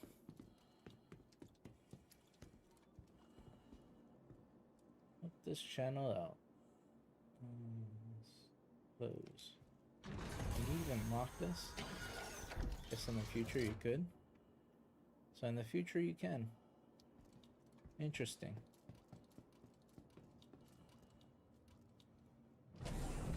This ship is unique, and I do like it. And I've got to check how much it costs in game. Or not in game, but yeah, in game. For a ship like this. We're gonna probably accept the mission. So apparently this bottle is gonna stay here. Apparently. Plate ready.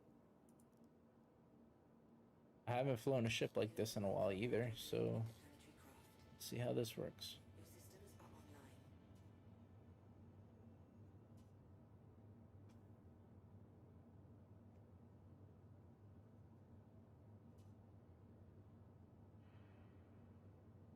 This is far bigger ship than I thought it would be. I don't like the outside at all, though. It looks horrific. Not my taste. Yep. The engines look better than the actual rest of the ship itself. Fly's different. I can feel it too. Wow.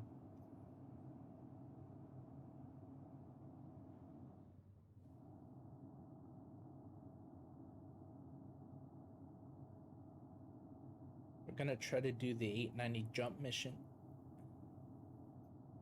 Or... Thank you, and please visit again.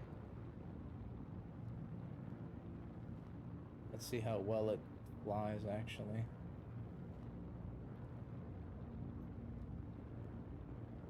We'll fly with this ship in space to the space station, and then we'll take the cutter to a bunker mission.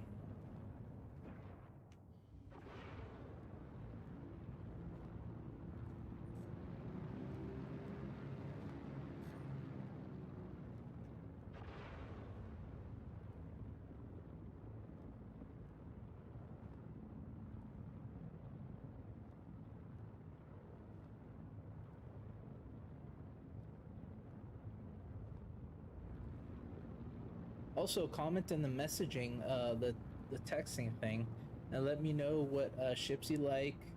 What are you looking forward to in the next IEE or Star Citizen? Are you gonna go to the physical event next year if there is one? I would like to know your likes. Star Citizen. What do you don't like? Any questions? Just comment below or do the in the messaging area, and I'll listen and reply as well. Let's see if I can. Yep, I can quantum jump. Oh, Tesla.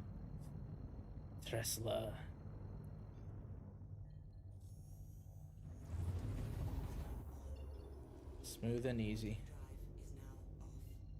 Let's see.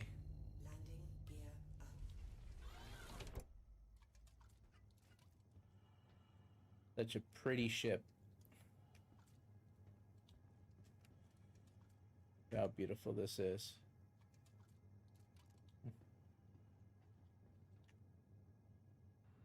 Yeah. Very beautiful, yo. All those missiles. They're on this side too. Nope. Makes sense. But that's 1, 2, 3, 4, 8. Okay. The guns are pretty big. I wonder what those antennas are gonna be for. Is it really gonna be for the exploration part of the game? And there's some weird bottom piece there. Not sure what that's about. I know there's a hose there. Right there on the side. You can refuel.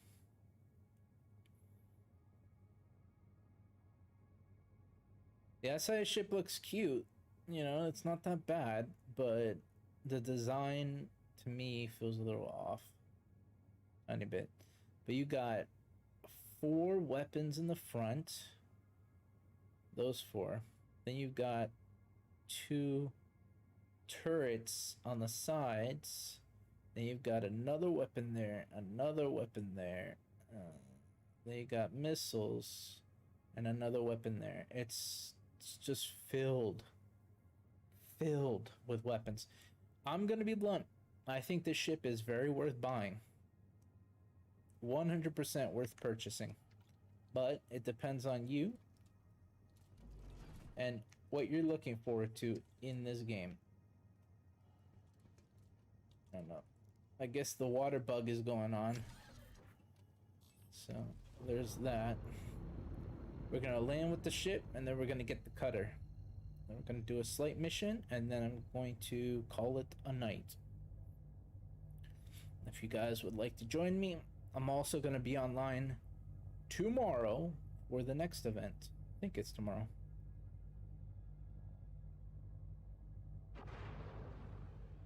So make sure to stay tuned. I think at 11 in the morning, unless they have some kind of video. 11 in the morning. Oh, I've got to do. Oh, I did do that video. That's right. So he's not dead. McClary is not dead at all. The bosses just didn't, you know, had to replace him because he wasn't there. He missed his work. You know, kind of on him, right? But then at the same time, nobody went to search for him either. So you got that, yeah.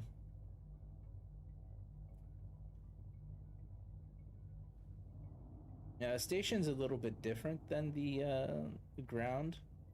Station can be a little bit disorienting at times.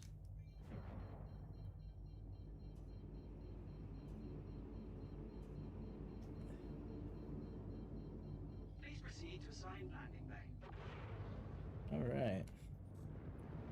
See if I could do this like I used to. Quick and easy. Not sure where that leads. Is that upside down or what the heck is that? That is upside down. I still got the motions. Still got the capability of doing this the right way. And then I mess up. I wouldn't be surprised. I'm using keyboard and mouse the way PC is meant to be. Yeah, I said it. Oh, I might have done that wrong. Okay.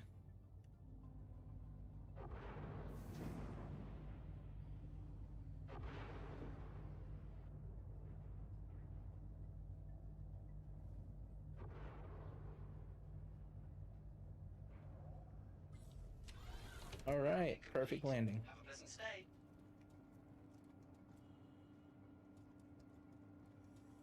Thank you for watching so far. What a day today. A lot of work. Long videos. Barely any gameplay. Might even fall asleep.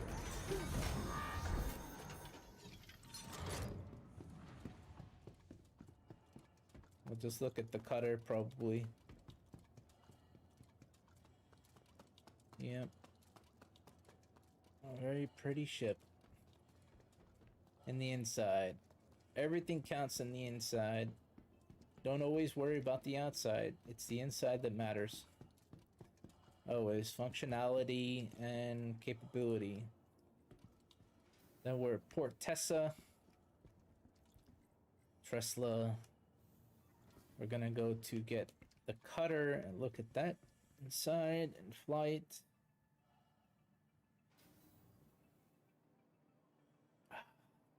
Oh, that was instant. Normally it's not that quick. But okay. To the ASOP vehicle retrieval system. The Carrack is one of the best exploration ships in game currently today. But I want a competitor. Yes, I want a ship that's better. Your insurance claim has been sent. I want it. Has been moved to our storage facility. I want it now. Please visit us again. Goodbye. What happened? Welcome to the ASOP vehicle retrieval system. What happened, world? Okay. Vehicle selected. Stand by.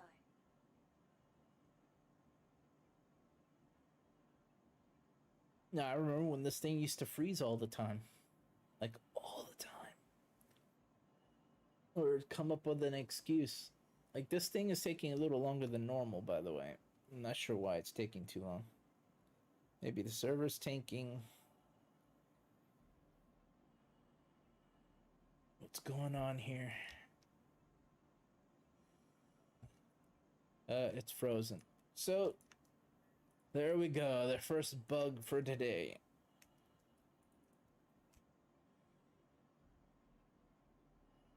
So everyone, thank you for joining. Please consider subscribing to the channel and liking the video.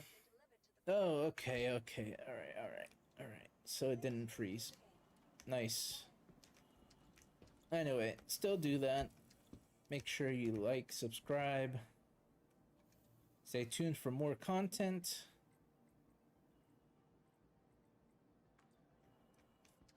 Tomorrow even. This is actually much faster than I thought it would be. Did they speed up the freaking, it feels like they did.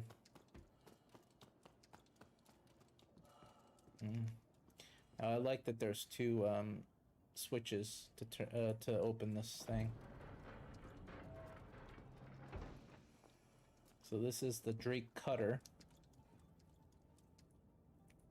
Oh, you can't do it that way anymore. I forgot about that. Alright. I do like the functionality of that, though. So it's 2 or 4 CUs. So there's that. And then you got your own personal space.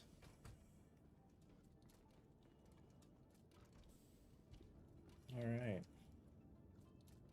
Let's fly this thing.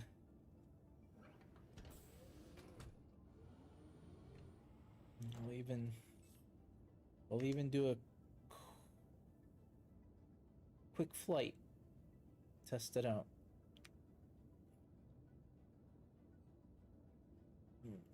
Don't know where the starting thing is.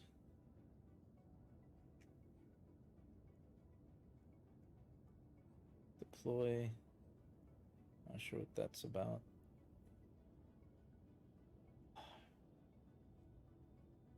Quantum spool. Ready.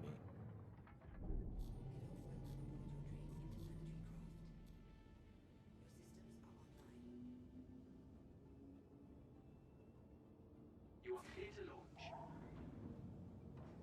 Now this ship flies a little different. It's gonna have like a heavy feel to it.